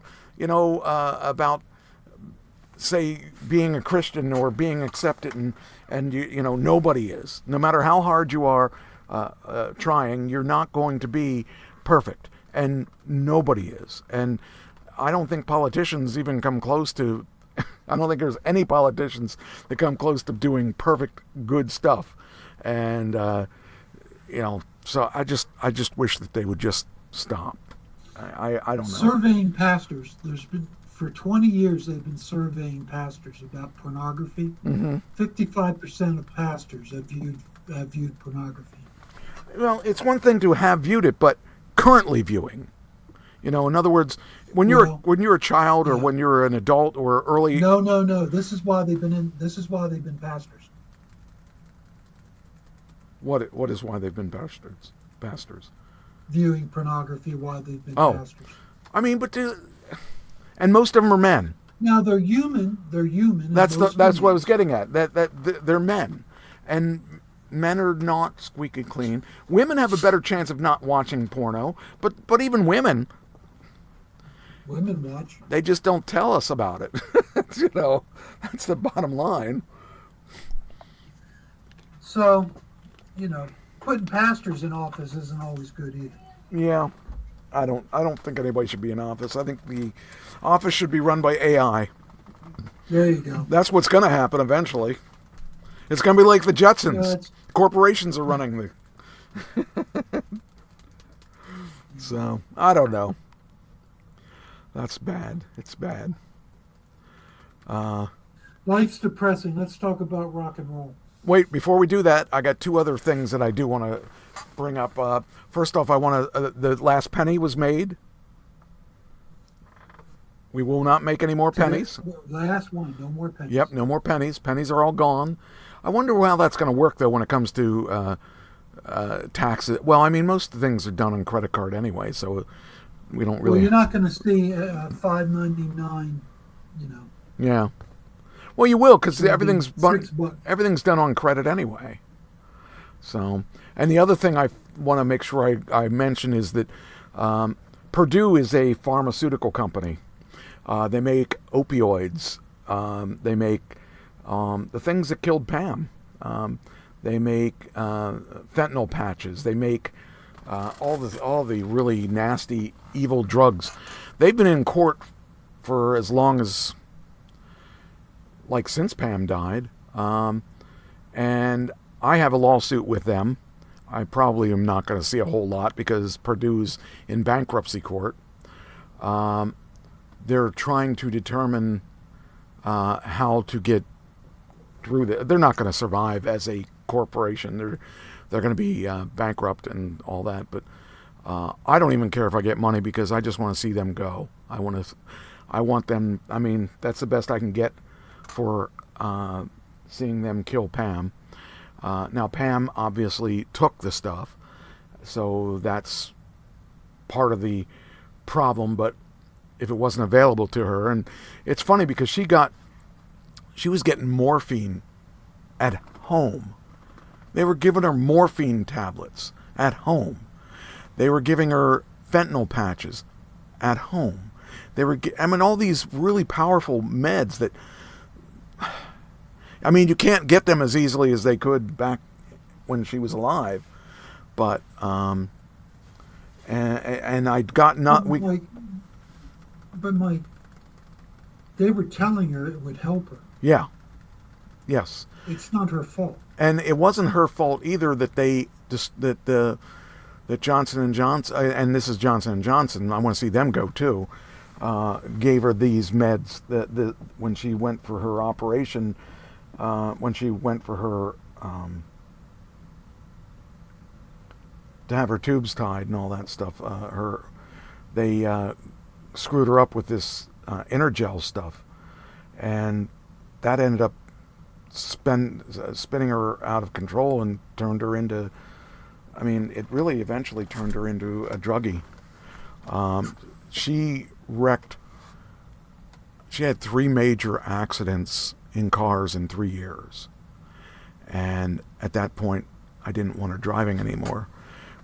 She was taking these really horrible that because of Johnson & Johnson, it led to this other medication that Purdue was giving her. There were times she would come out to talk to me and she would babble and I don't know what she said, and she would just be going on and saying whatever she was saying, and she would talk to me like she knew what she was saying, where her eyes were wide open. She doesn't remember any of it. She would come, and I would, she was driving me crazy. I yelled at her. That's the first time I swore in my life. I didn't swear until I was in my 40s. I swore and I exploded. She didn't remember any of it. Because she was so high or so messed up on these meds. There's some evil corporations in the world. 2 of them were health insurance companies. Yep. Drug makers. Yep. They're in it for the profit. Oh, That's all they care. When we went to Florida to defend ourselves, we had to defend ourselves. Johnson & Johnson. We had to defend ourselves for the meds that she was taking because of them. And they tried to, and before that, at that point, she hadn't been taking those really nasty things. But every year it got worse and worse. Her pain got worse and worse. They burned her insides out.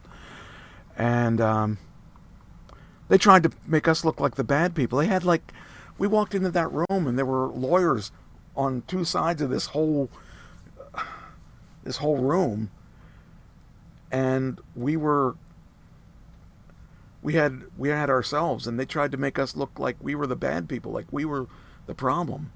And at that point, it made me really I despised the drug companies. And then we found out that when they put out they tried to re-release Energel after this had already happened, and the way that they determine it is they say, okay, this is how much money we can make, and we're going to set aside this amount of money for the lawsuits. We know it's bad, and they tried to re-release it. We know it's bad. But if we pay this amount, because this is going to be lawsuits, as long as we make this amount, we can still keep making this, even though they knew it was defective. That's really messed up. And that is one of the reasons why I don't trust anybody in the pharmaceutical stuff, because they don't care about the bettering people. They care about profits, and it's all about profits. It just made insurance companies are the same way. So I don't care if I get paid anything out of Purdue. I just want to see them go away, and because they knew that those meds were bad, and they kept giving it to her. Well, I mean, they didn't. The physicians wrote the prescriptions, but they were still available because they were still making money. And so I don't have any. Guess who gets kickbacks for prescribing certain medication? Yeah, I would imagine I know that's true. So it makes me sad that happened, and and I know that there's no way I can fix it, but it'll make me feel happy to know that they're gone. And this has been a lawsuit that's been going since at least 2014. And I'm in a class action suit, so I probably won't make any money. But like I said, I'm not in it to make money. I'm in it to destroy them because they destroyed my life for that period of time. 12 years that she lived in pain. And she got off easy because I had that 12 years plus 8 years beyond that I couldn't reconcile it in my brain. And it took me a long time to reconcile it. And I probably won't ever forgive Johnson & Johnson or Purdue, because between the two of them, they destroyed our relationship and everything. So, fortunately, I don't have to deal with that anymore, but I always do mentally. I always think about what I could have done different. And, that's the way it is. Anyway, all right, now we can move on. I just had to say that. All right, so you want to go to which one do you want to do? The music or the Chosen? Well, either one's good, but I got Lynyrd Skynyrd up on my computer. All right, we'll do Lynyrd Skynyrd then. So we're going to do. We decided we're going to pick a band, even though we don't have the breaking the band stuff that we can do anymore. We can make our own up, and the one that we decided to do is Lynyrd Skynyrd, and actually that's both of our favorites music. I really thought that Lynyrd, especially now, I got to say, as a musician, what is one song that you don't want to ever play again? Oh man! What song is it you want to hear? What song is it we don't want to hear? Every band I've been in decided in the late, I would say 90s, or maybe even earlier than that, you don't want to do Stairway to Heaven, and you don't want to do Freebird ever again. Now, personally, I don't care, because I was tired of it way back then. I'm not really tired of it now, but the bands I'm in now don't want to ever do Freebird again, because everyone wants to hear Freebird. We actually played out last summer, and the one song that everybody wanted to hear was Freebird, and we didn't want to do it. And I would have done it because I care about what the people want, I don't care that it's a boring song, and it's a very long song, but it does have an impact in that people still want it. After all these years, they still love Freebird. So when you think about it from that perspective, you should do it just because that's what people want to hear.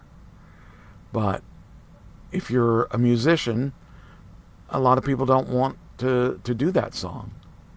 So, I don't know. So in prep for today, I listened to Skynyrd all day yesterday and most of this morning.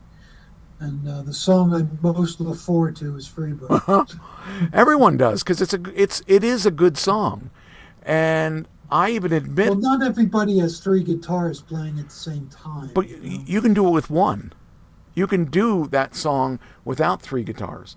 Now, granted, to get that feel, you really need, at least you should have two, but you can do it with one.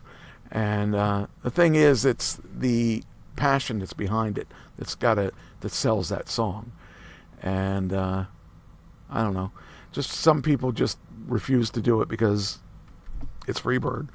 But I don't have a problem doing it because I just love music, and I love entertaining, and you didn't get to see any of the footage of our last performance, but most of the performance, well, not most, but a good portion of the performance, I stood out off the stage in the middle of the people dancing, singing. Because I like the immersiveness. I love the fact that you're playing and people are listening. All my life, nobody wanted to listen to anything I had to say. So when I have that chance to be that person, So let's talk about Lynyrd Skynyrd. So they started in 1964. Yep. The original name of the band, do you remember? Noble Fire? Is that The it? one before that. There's one before that. One before that, I don't know. There was they were formed as My Backyard. And it had Ronnie Van Zant on vocals, Gary Rosington on guitar, Alan Collins on guitar, Larry Junstrom on bass, and Bob Burns on drums. They spent 4 years touring small venues under various names with several lineup changes before deciding to go with Lynyrd Skynyrd. Lynyrd Skynyrd started in 1968. Does that coincide with what you know? That coincides with what I know. Yep, and it was Lynyrd Skynyrd's kind of funny because it's they hated their gym teacher. Yep. And so they took his name and made it into something very famous. I think that it's got to be, you got to think that Lynyrd had to be somewhat amused by the fact that they did that. Well, he's immortalized. Yeah, I mean, forever his name is going to be synonymous with one of the best Southern rock bands ever. Maybe they may even be one of the first Southern rock bands. When you think about it, it's them and Allman Brothers Band. When did the Allman Brothers start? I wonder when Allman. Let's see if we can. Let's do a fact check, because I think Allman Brothers are older. When did the Allman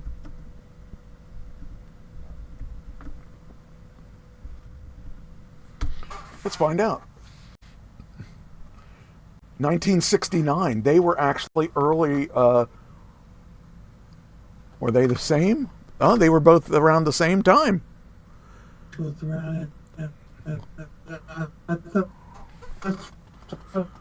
thought. I thought the Allman Brothers were older than that. Two different Southern rock bands, but the same. Yeah. Well, they're both from Florida, too. So that's kind of interesting. I never really thought about that. Because when I think of Southern, I don't really think of, for some reason, I don't think of Florida. I think of, like, Alabama. I think of, like, I don't really think of Florida, even though Florida's more Southern. Alabama's the deep snow. Yeah. But, okay, so we got that. They spent 4 years touring the small venues. Then they had several lineup changes, changed to Lynyrd Skynyrd in 68. Oh, 68. Oh, they got him a year. They got him a year earlier. The first album, do you know what it was called? First album? Yep.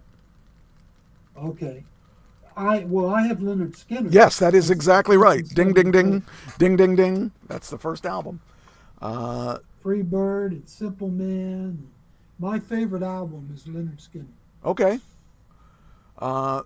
Well, they were one of the first bands to really popularize the Southern rock format. And a lot of bands, like we were talking about this before we went on the air, members of Skynyrd were in other bands, or siblings, I should say. The Van Zants were in a lot of famous bands. Well, Donnie was in 38 Special. Right.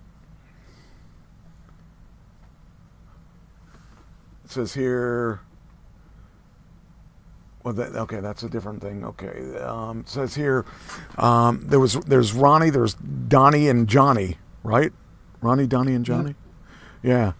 Their family needed to love the O-N-Y of someone, I guess. O-N-N-Y. Ronnie, Donnie, and Johnny. That's pretty cool, too, to have 3 siblings that all became very famous. But the other ones may not have become as famous if it weren't for Lynyrd Skynyrd. You figured that probably helped them get contracts and stuff to, because nobody could replace that band. Well, and nobody could replace Ronnie. Ronnie was special. Yeah. He was a great frontman. So when was the plane crash? Plane crash was in, I'll tell you right now, 77. Okay. So they were in a plane crash around the same time that Ric Flair had his plane crash. Yes. And Ric Flair walked away from his. Actually didn't. He had a broken back. But he came back after his crash. But what a weird thing that to imagine.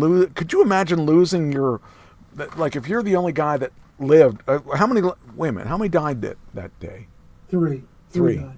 So that was 3 out of, what'd they have, 7? 2 singers and Ronnie. Yeah. So that had to be. I mean, I can't even imagine the terror of your plane going down like that, and I would have never flown again. I guess many of them didn't fly again, but and actually when that went down, that they had what's his name, the drummer was the other guy, where's he at? I just go forward. No, that's not in there. Why isn't it in there? Oh, that's because it's down here. Well, they had Artemis Pyle. That's who it is, yeah. Yeah, he somehow survived it, I believe. He was in that crash, right? Yes, he was in the crash. Yeah. Bob Burns was the original. Right. He has left. Yeah. He left. Pyle started in 75, so he was in the crash. Here we go. Okay, there we go. All right, in 80, okay, that's 87, 77. There we go. Okay, there it is. It says here, following the performance at the Greenville Memorial Auditorium in Greenville, South Carolina on October 20th, 1977, the band boarded a chartered Convair CV-240 bound for Baton Rouge, where they were scheduled to appear at LSU the following night after running out of fuel. See, that's the dumbest reason to have a crash. After running out of fuel, and that's the same thing I think that Flair had, was he ran out of fuel too. The pilots attempted an emergency landing before crashing into a heavily forested area 5 miles northeast of Gillsburg, Mississippi. Killed on impact were Ronnie Van Zant and Steve Gaines, along with the backup singer Cassie Gaines. Assistant road manager Dean Kirkpatrick, pilot Walter McCreary, and co-pilot John Gray. Other members: Collins, Rosington, Wilkinson, Pyle, and Pyle. They had 2 Pyles. One was Pyle, and Hawkins. Tour manager Ron Eckerman and several crew members suffered serious injuries. The accident came 3 days after the release of the 5th album called Street Survivors. Oh, and they made this big deal that the Street Survivors album had fire on certain people, I guess, that died, saying it was it had some, premonition. Street Survivors became the band's 2nd platinum album to reach number 5 on Billboard 200, their highest position on the chart. The single "What's Your Name" reached 13 on the singles charts in 1978. The original cover sleeve featured a photograph of the band amid flames, with Steve Gaines nearly obscured by fire out of respect for the deceased, and Teresa Gaines, Steve's widow. MCA withdrew the original cover and replaced the album back photo with a similar image of the band against a simple black background. However, the group would restore the original image for the 30th anniversary. Yeah, I'm doing... what songs am I doing? I'm doing Give Me 3 Steps. I'm doing Sweet Home Alabama. And I think I'm going to do They Call Me the Breeze. I've never done that song before live, but the band wants to do that song. I said we should do Tuesday's Gone, because we should have a slow song. That's in a there. great song. I love That's that a great song. Tuesday's Gone. But anyway, it says here the accident came 3 days after the original release. So, I mean, at that point, I probably would retire. I probably would say, nope, I lived this time. I'm not going to go anywhere. I'm not leaving my house. I'm not. Because those guys would have been still in their 20s, I would imagine. So, they were really young. In 87, says Lynyrd Skynyrd disbanded after the tragedy, reuniting on only one occasion to perform an instrumental version of Freebird at the Charlie Daniels Volunteer Jam in 79. So that was a long time for them to not play together. In fact, I remember in 81-ish, at the Forum, Rosington Collins played. They were so loud in that room. That room could not take that kind of sound. It was not good at all. And, it really, I thought, Rosington Collins had 2 hits, I think. And they didn't play that many Skynyrd songs. And I wanted to hear the Skynyrd songs. But they traveled as Rosington Collins for a couple years. Actually, here it is. There it is. Rosington Collins formed the Rosington Collins, which released 2 albums, Anytime, Anyplace, Anywhere in 1980, and This Is the Way in 81, deliberately avoiding comparisons with Ronnie Van Zant, as well as suggestions that the band was Lynyrd Skynyrd reborn. Rosington and Collins chose a woman, Dale Krantz, as the lead vocalist. However, as an acknowledgement of their past, the band's concert encore would always be Freebird, an instrumental. And Collins eventually had a falling out with over affections with Dale Krantz, whom Rosington married, and whom he formed the Rosington Band, which released 2 albums, Return of the Scene of the Crime in 86 and Love Your Man in 88, which opened for the Lynyrd Skynyrd tribute tour 87 and 88. The other members of the Lynyrd Skynyrd continued to make music on hiatus. Billy Powell played keyboards in a Christian band called Vision, touring with the established Christian rocker Mylon Lefevre. Did you know that? No.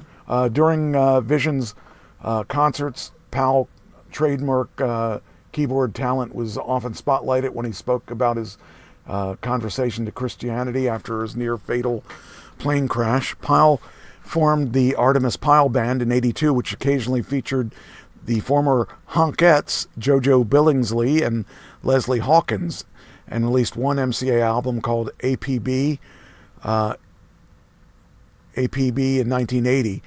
Alan Collins' wife Kathy died of a massive hemorrhage while miscarrying their 3rd child. Man, that band was really jinxed. What a weird thing to have happen. The Alan Collins Band in 1983, from the remnants of the Rosington Collins Band, released an MCA studio album called Here, There, and Back. He was visibly suffering from Kathy's death. He excessively drank and consumed drugs. In January 29th, 1986, Collins, then 33, crashed his Ford Thunderbird into a ditch near his home in Jacksonville, killing his girlfriend Deborah Jean Watts and leaving himself permanently paralyzed from the chest down. I didn't know that either. Man, that band was jinxed. One tragedy right after. Right, yeah. In 87, Lynyrd Skynyrd returned for a full-time tour with 5 major members of the pre-crash Survivors Gary Rosington, Billy Powell, Leon Wilkinson, and Artemis Pyle, and along with guitarist Ed King, who had left the band 2 years before the crash. I don't know if I'd go back to that band after seeing what was happening to all the people in that band. I think I would have done Christian rock or something at that point. Let's see here. Ronnie Van Zant's younger brother Johnny took over as the lead singer and primary songwriter due to founding member Alan Collins' paralysis in his '86 car accident. He was only able to participate as a musical director, choosing Randall Hall, his former bandmate in the Alan Collins band, as and on stage each night with the audience while he no longer could perform before the show. Collins would be wheeled on stage to explain why he could no longer perform before the performance of That Smell. The lyrics had been partially directed at him. Oh, because he was doing the drugs and stuff. Collins was stricken with pneumonia in 1989 and died on January 23rd, 1990 at 37. Like I said, if someone asked me to join that band, I'd say nope. You can offer me all kinds of money. Skynyrd is alive and well today. Yeah, I don't mind doing their songs, but I wouldn't be in the band. You can forget that. There's too many negative things Did you ever there. see him live? Yeah. Did you ever see him live? No, I never did. I saw him at least twice, but I don't remember. I just know that I did. I saw Rosington Collins. That's the closest I got to seeing. Well, the reason I don't remember is because I ingested things I shouldn't ingest. But I know I saw him every time they came to Hershey or to Harrisburg or to Baltimore or to Washington. I believe my buddies and I saw him. We were big Skynyrd fans. Big Skynyrd fans. Well, back then I didn't have money for tickets either. So I didn't, Well, we worked at the steel mill and had plenty of money. Yeah, I didn't though. I didn't have any friends that had money either. So I did not see my first concert. Well, I mean, I saw the concert that I guarded at. That's where I saw Rosington Collins, and I saw George Thorogood and stuff like that. But for the most part, I didn't see any concerts till 1990. I think I saw one. Saw Alice Cooper. I mean, I saw some local bands, but I really didn't see anybody of any major thing because I didn't have any money, and I was picky about because my background was very poor. I was not prone to spend big amounts of money. I mean, back then, tickets weren't like they are now, but they were still a lot more money than I could afford because I was still trying to... Keep in mind, I was living in a van for 3 years, so I wasn't spending any money on things of any consequence. And because I didn't... that's one reason I also didn't do drugs, because I didn't have any money. No, I didn't do drugs because I knew that what they did to my cousin, and I could see what they were doing to my brother, and I just didn't have any time for that kind of stuff, Well, from 73 to 78, that's about right. I was stoned every day during that time, unless I ran out of dope. But yeah, I saw concert after concert after concert. That's what we lived for. Girls and concerts. That's what you live for. Yeah, and I love music so much. It was a totally different lifestyle. It was a totally different lifestyle. Yeah. I mean, I love music. I loved it so much that I wanted to be in bands, and I was in bands from 81 to now. And it's really weird being in it now because it's, my goals are a lot different than they were when I was a kid. My goal when I was a kid was to be signed to a label and be on tour all the time, but you know, I made my first wife a promise that if I didn't make it by 25, I would do it part-time. So I did it pretty much all the time until 25. Well, other than the fact that I had lung surgery in that period of time that really slowed me down, maybe double think my ideas. So, you know, the thing is that I had a father that believed that you should be working and you shouldn't be playing with this music stuff. You should be out there doing hard labor. And yeah, if you'd only see me now.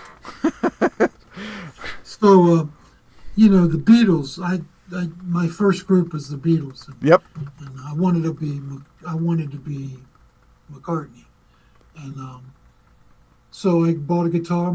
I got for Christmas. I got a guitar, and I went downtown in Harrisburg to the square, and there was a music store there with lessons, and I can't remember the name of the music store now, but it's right on the square. I went down for about 8 lessons, and the teacher said, you know, you need to go find another hobby.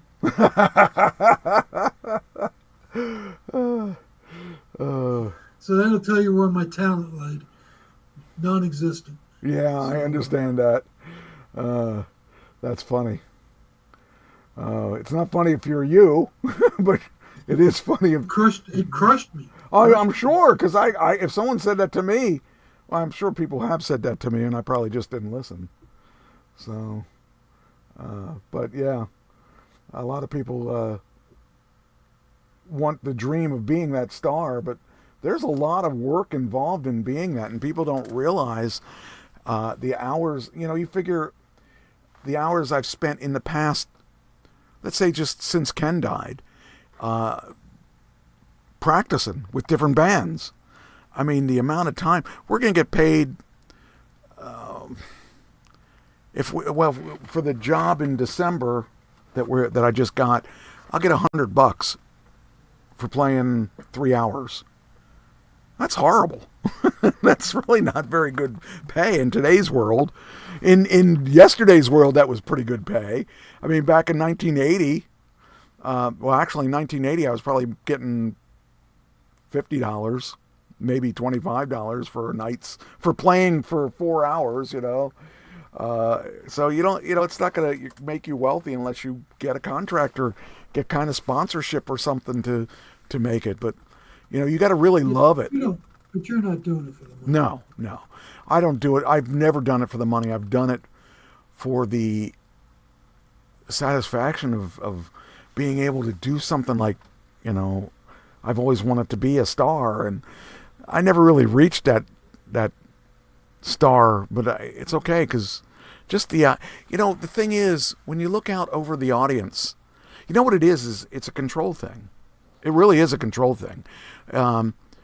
When you look out over the audience, seeing everybody have fun and that they're listening to you sing, and you think, wow, that's really cool, you know, because you're making something out of nothing, just my voice. I'm getting paid to sing, and it's not the paid thing. It's because I was picked on as a kid. It's the acceptance. You know, it's the people like me. They really like me. You know, that's what it is. That's why it was so hard for me to be a wrestler, because I had to be a bad guy. And the biggest thing was, I don't want to be a bad guy because I want people to like me. I don't want people to hate me. But then as I got into the role, it became pretty fun. But, you know, the whole thing is when you're playing, you're not going out to make music so that people hate you.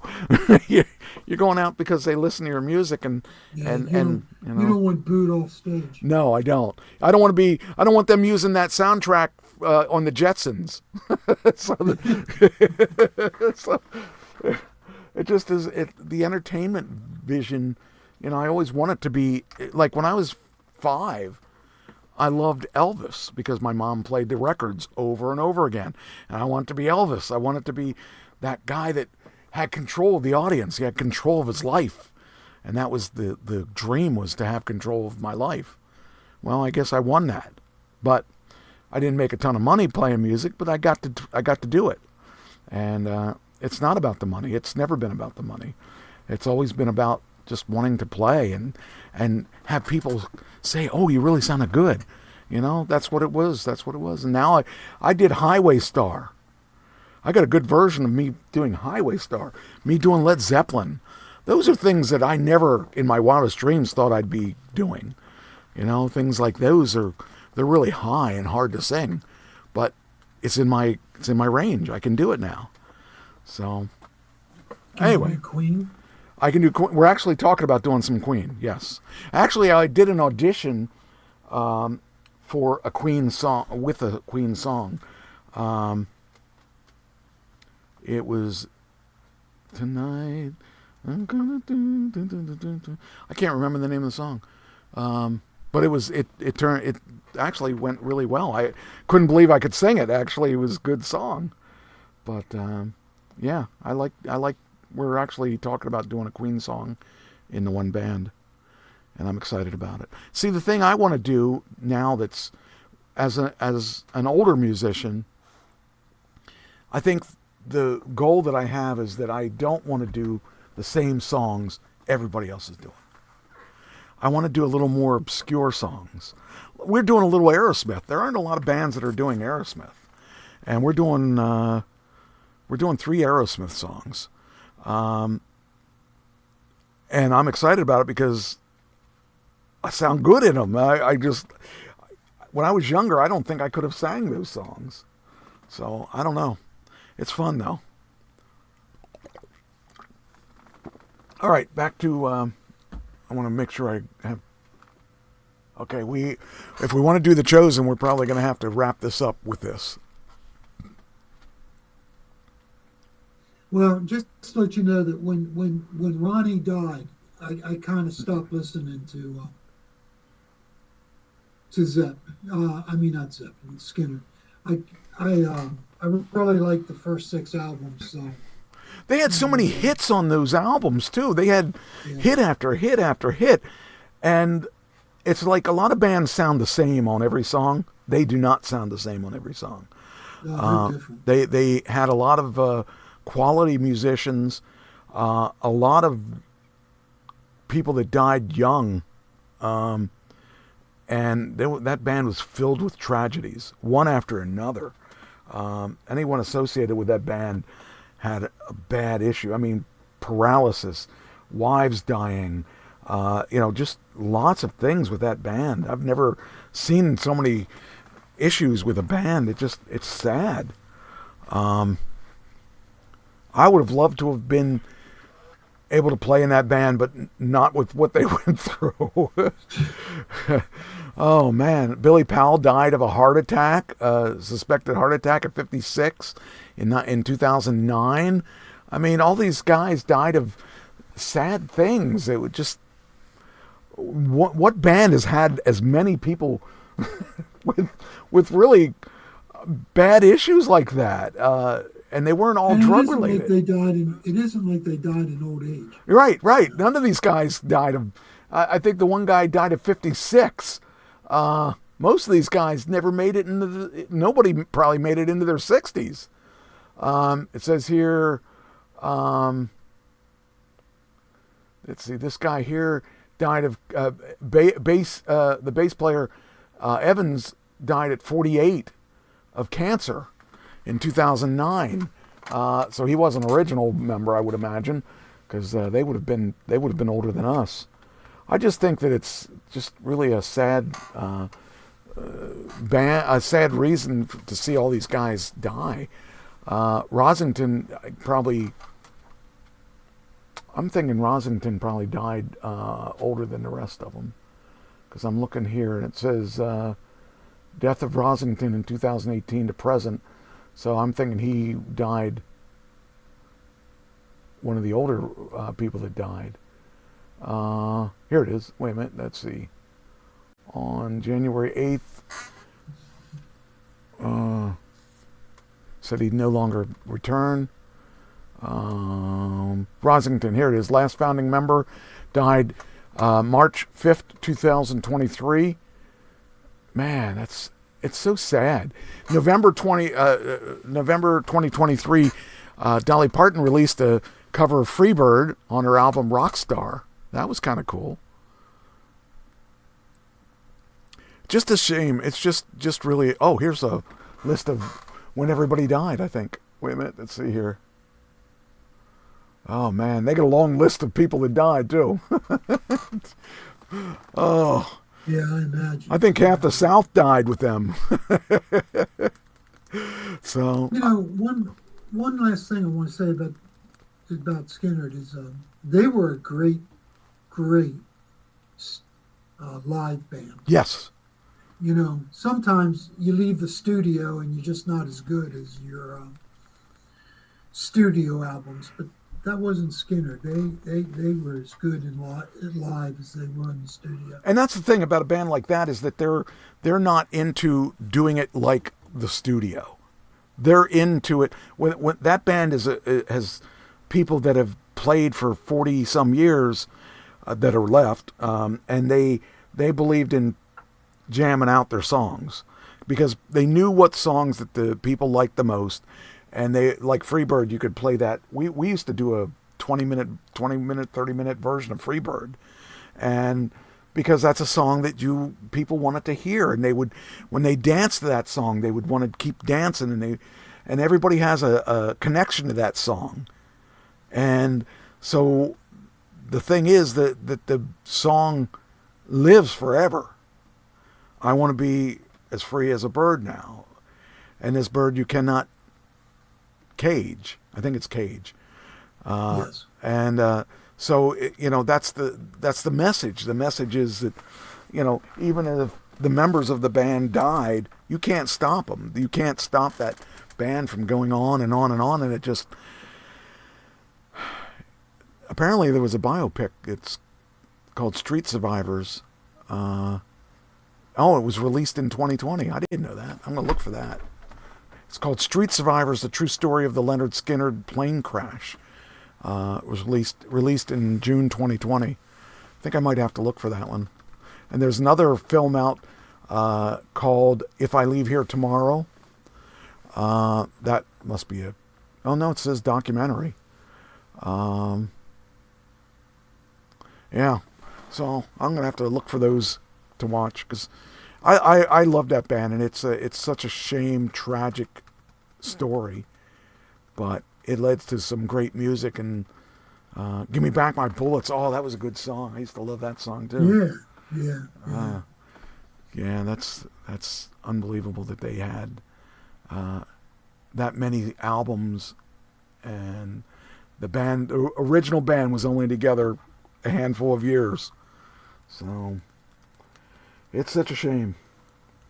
But I think I don't think anybody could say they hate that band, because it just was a good musical albums and quality people. So, all right, want to move on? Let's move on. I could talk to them. I could talk about them for a while. It was just before we go, who do you want to do next week? Your choices. I chose Skynyrd. Who do you choose? Let me think about it while we're doing this segment, and I'll let you know. Okay. Chosen, Season 2, Episode 7. We're one episode away from the end of that season. There was only 8 episodes in that season. Yeah, only 8. Tonight, we're going to break down Season 2, Episode 7 of The Chosen, titled Reckoning. Actually, a lot of things happen in this. Now, I can honestly say I've not read the Bible, so I don't want to read the Cliff Notes on this, because this is really interesting what happened and how it happened. The Romans decided that they were going to bring in Jesus, and that was to me that was interesting, the way it happened. the episode just kind of like the Pharisees decided it says Rome takes notice. The Pharisees pushes back. Disciples start cracking under pressure. The episode sets up a Sermon on the Mount, but before Jesus preaches peace, everyone around him goes to war with fear. That's a good strong thing. It was interesting because the Romans felt so threatened, I guess, by the power that Jesus was wielding over these people, and they had no real reason to do it except that they didn't understand why the uprising was happening and why such a mellow person, I guess, would be the best way to put it, could control these people. And yet he didn't really control them. They followed him willingly. It was, I really found it interesting. Jesus got brought in for questioning, and he just went, okay, let's go. Like if I was brought in by the Romans, I'd be like, I got to figure out how to get out of this, because who the Romans are not known to be the nicest people, especially to the Christians. Well, Jesus was God, remember, so he knew nothing was going to happen to him at that moment. But the people around him didn't quite get it. And I mean, they flipped out. Yeah, I mean, Quintus is just kind of a dick, but he hears that the Jesus, there's this guy Jesus out there causing a stir, and he wanted to see why, but Jesus even cracked a joke. The disciples were like, when they said that he wanted to come in for questioning, the disciples wanted to draw their weapons. They were like, no, you can't do this. But Jesus just said, put your weapons away. And he lets the Romans take him, and voluntarily. I thought that was, I understand why now. If I was there, I'd be confused. I'd be like, why is he giving up? That'd be what my thought would be, is why isn't he trying to fight this? But the Romans didn't come out with a fair fight. They sort of had overwhelming odds against the disciples. Right. But Jesus didn't want to have any fights either, because he's not about war. He's about love. And that was interesting, just the way that all happened. I mean, think about it. The Son of God lets himself be walked into a Roman interrogation by himself. Just kind of like he's going into a Starbucks, he's very jovial about it. He wasn't worried about it. He knew what was going to happen. Authority doesn't yell. Authority doesn't panic.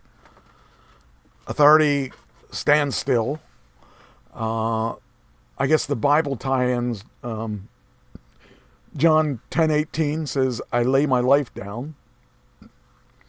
Matthew 26:52, put your swords away. The disciples were all panicky because they didn't think he was coming back, I would imagine.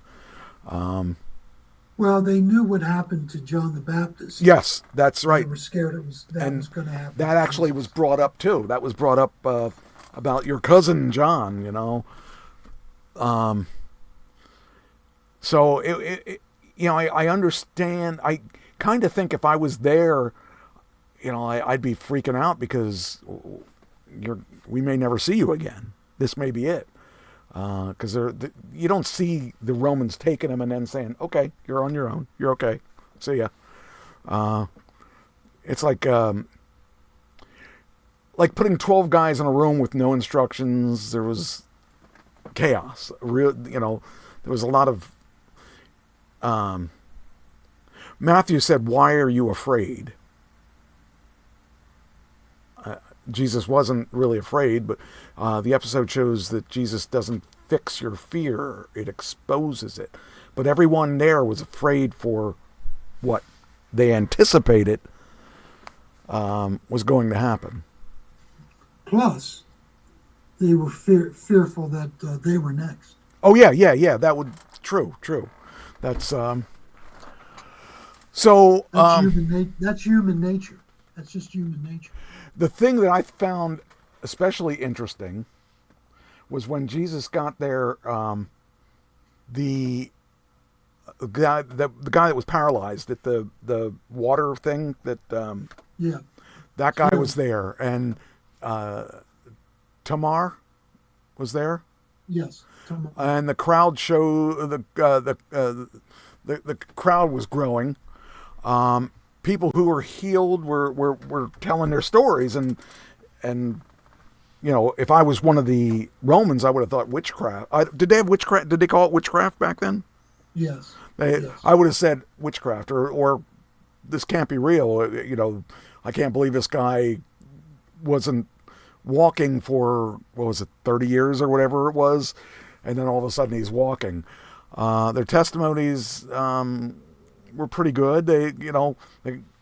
As a Roman, I would probably think that there's no way that this is the guy's telling the truth. Andrew panics, says Rome is going to crack down, but Jesus just welcomes the witnesses, and testimonies fuel, miracles get attention, stories keep spreading. The scripture, Revelation 12:11, overcame by the word of their testimony. I'm surprised, though, that the Romans didn't kill him. Because if they thought he was a threat, I would have thought that would have been it. That they wouldn't have let him go again. Well, the Romans had laws. And Jesus at this point had given them no reason to kill him. But Quintus gave him a warning. Don't make me have to kill you, is what he was saying. But what has he done? What has he done that would? Well, he could incite riots. That's what they were scared of. They were scared that his followers would incite riots. Also, they were scared of the crowds. They didn't want big assemblies of people, because big assemblies of people can be moved to violence. Yeah. And okay. So Rome was against crowds. They tried to disperse crowds. Because they can't be controlled. Can't be controlled. And Jesus was attracting crowds. Yes. Jesus was the Lynyrd Skynyrd of yes. that time. And lots of people were dying. Just not Jesus.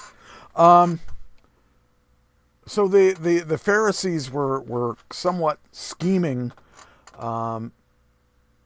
They interview the witnesses too, but for the opposite reason. They want to disprove them, I guess.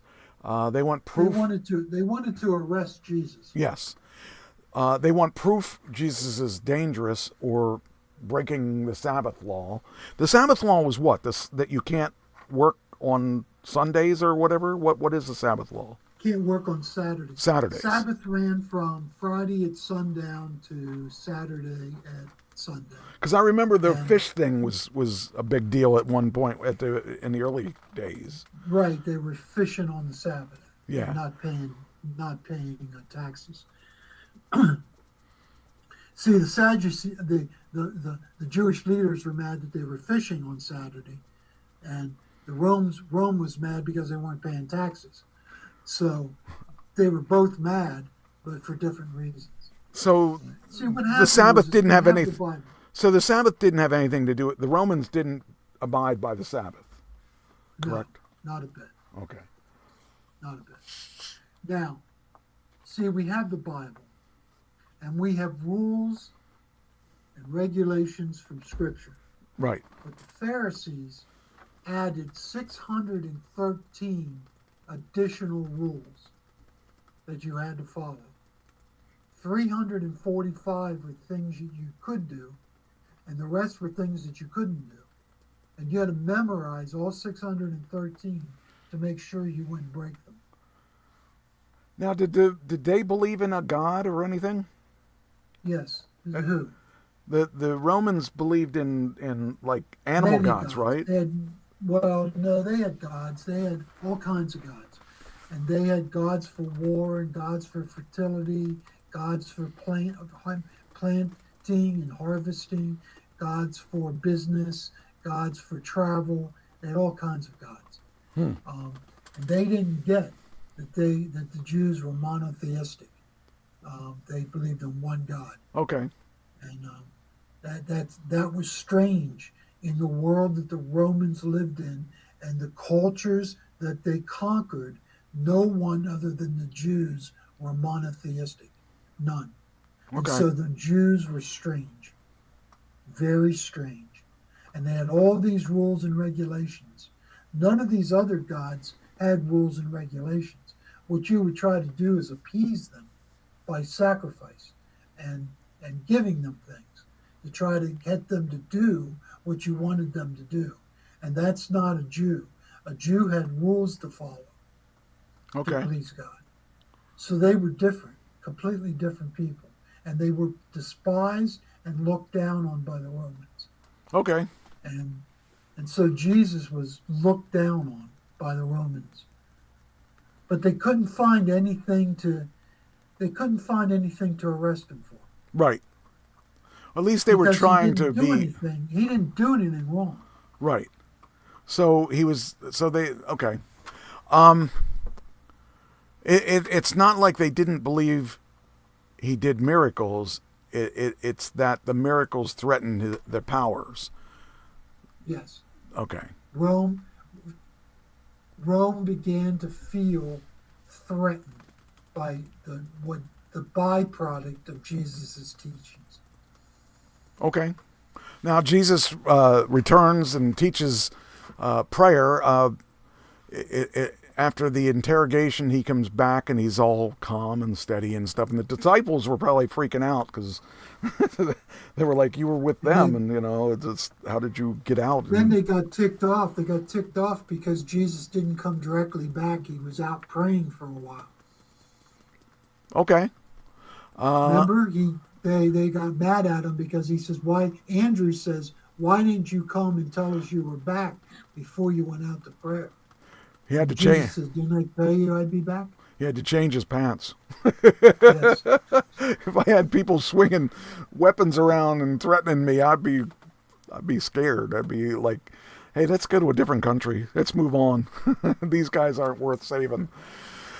Now, this prayer that Jesus began to teach, I'm teaching to my grandson right now. Oh, getting him to memorize it. Okay. The disciples want answers, and instead he gives them the blueprint for prayer. Our Father, thy will be done. The prior Father who art in heaven, hallowed be thy name, thy kingdom come. Yeah. Thy will be done on earth as it is in heaven. Yes. The One of the first things you memorize. It's the prayer becomes the anchor before the storm. He didn't teach them how to fight, he taught them how to pray. Which is probably a lot different than they would have expected. They would have expected some, like, what are we going to do when they, we can't just... See, they still thought that Jesus was going to raise an army to fight the Right. Romans. Well, that's what I would have thought, too. I mean, that's probably what you would have thought, too, at that point. That's right. Because you didn't really understand that you don't have to do that. And I would have... Because they were all waiting. Every Jew was waiting for the Messiah to come. Right. But the Messiah was going to be a military leader. Right. That's not what Jesus in the Bible teaches. Yeah. That's leadership. That's kingdom thinking. That's Matthew 6:5-15. Then we see, he came to develop a kingdom, but it was an invisible kingdom. Okay. See, I'm part of the kingdom of God because I'm a Christian. Right. but it's invisible. There's no headquarters. Well, the Catholic Church has a headquarters, but really there's no headquarters of the kingdom of God. It's inside of each Christian, and it's invisible. But Rome was scared, and the Jewish people were looking for a visible kingdom that would overthrow the Roman kingdom. And so they kept waiting for Jesus to start the military campaign. Okay. Jesus tells Matthew that he's preparing a message that must reach every kind of person.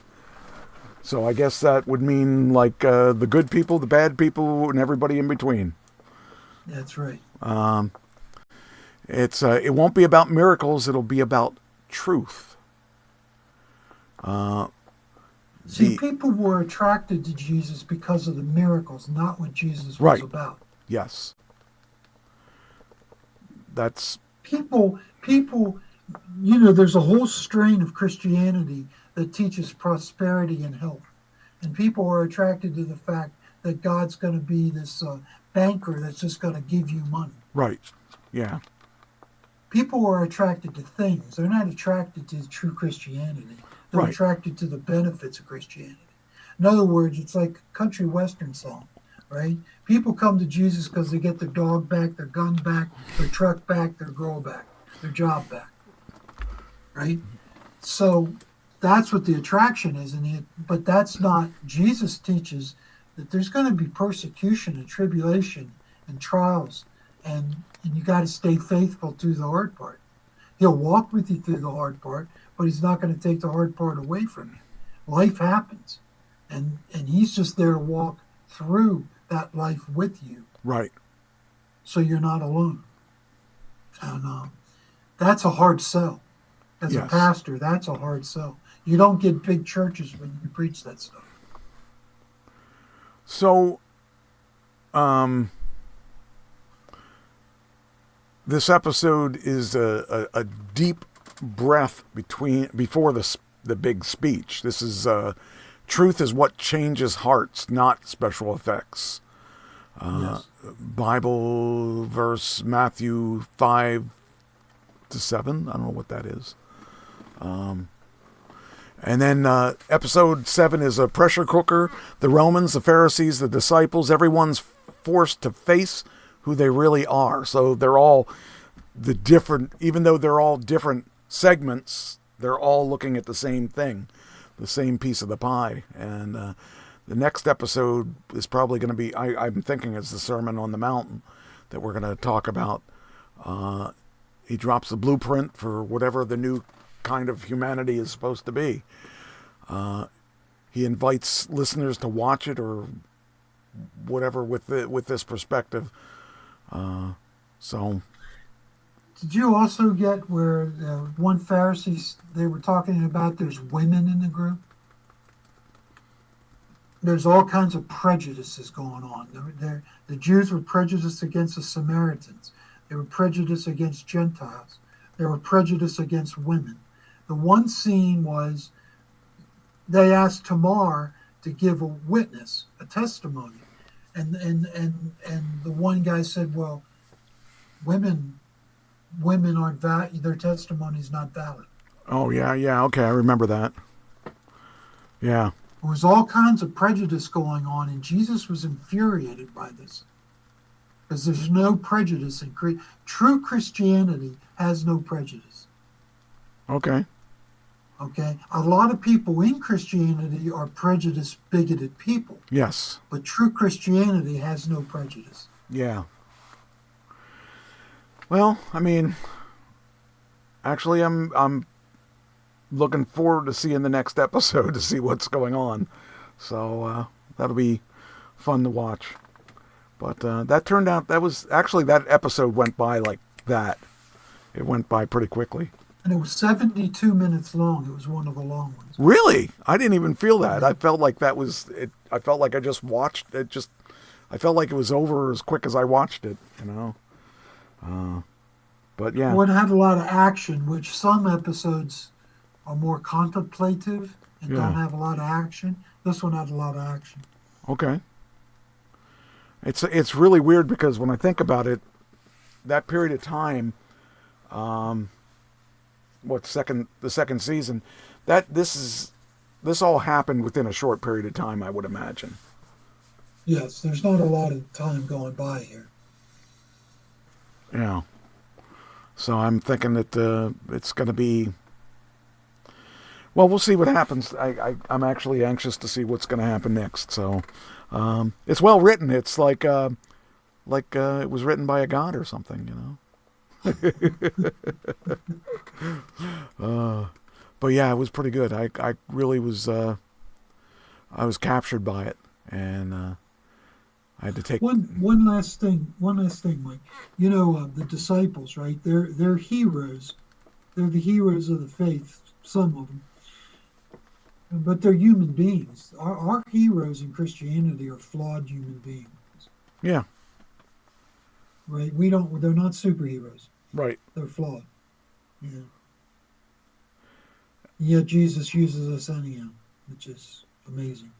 Well, he doesn't have any choice. There's nobody he has no one to turn to that is not flawed. So. Well, the question is, why would he choose us? As flawed as we are. Because we are flawed. Why would we need him if we weren't flawed? That's right. Amen. That's really the bottom line. There you go, Mike. You got an amen out of me. Yeah.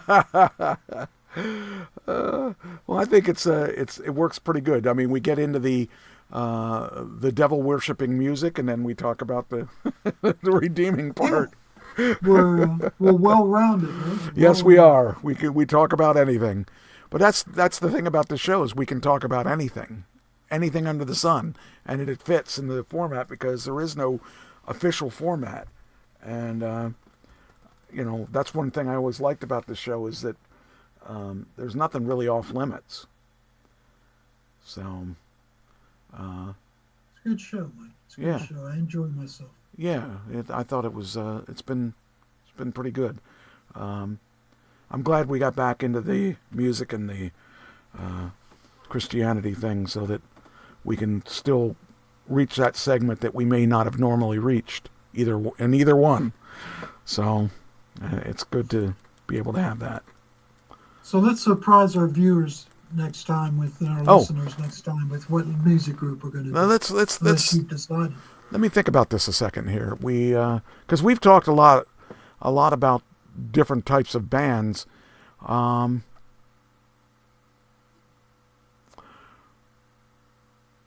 nobody's off limits there either. Who would I like to talk about? Let me think about did we do Meatloaf?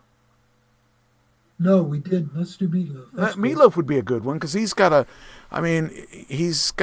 interesting story. A lot of people think he's a dick. Well, was a dick, but and actually, there's some interesting things about him that I'll tell you a funny story. People wanted to know at the wrestling school. There were rumors going around. And the reason the rumors were going around, I was talking to somebody about when I first got into music, people used to call me Meatloaf Jr. And then they'd call me Loaf and stuff like that. And I tried to break that thing. Well, people overheard me. And now people think that he was my father.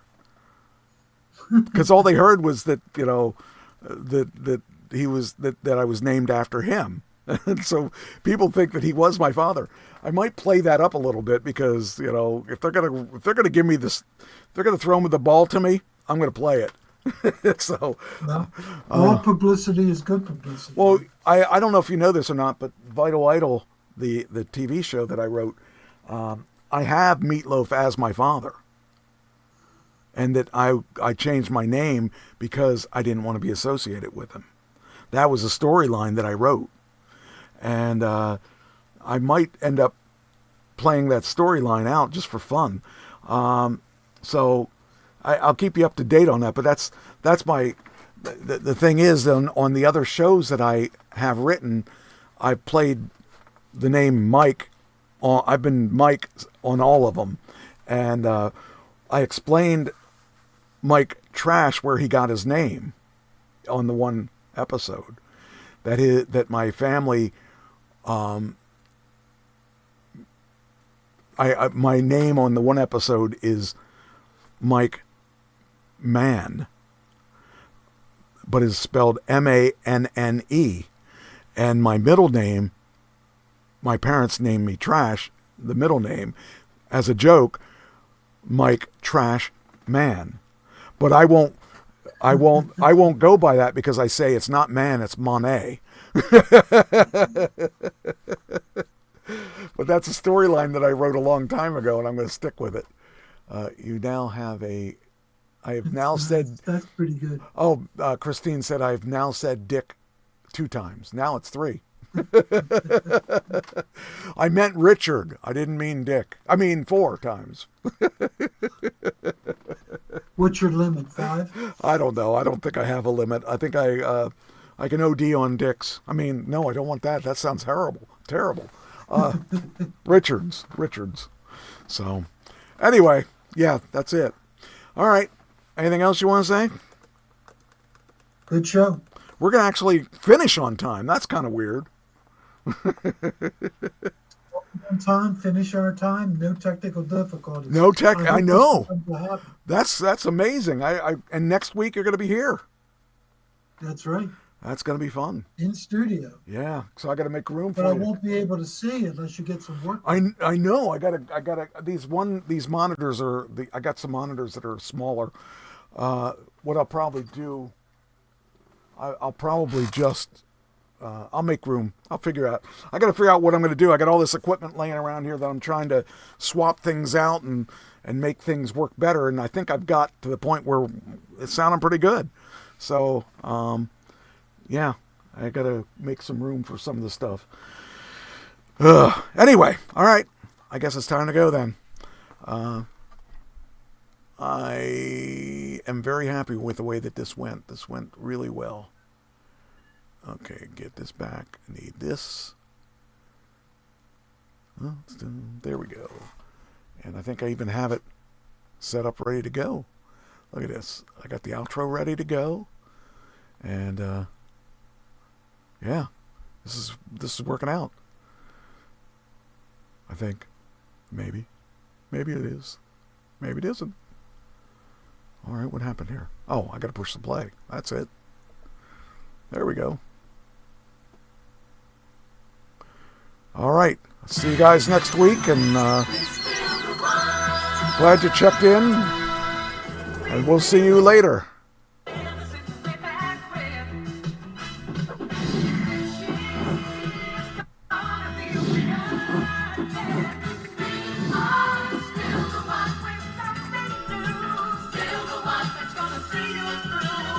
Still having fun, and we're still the one.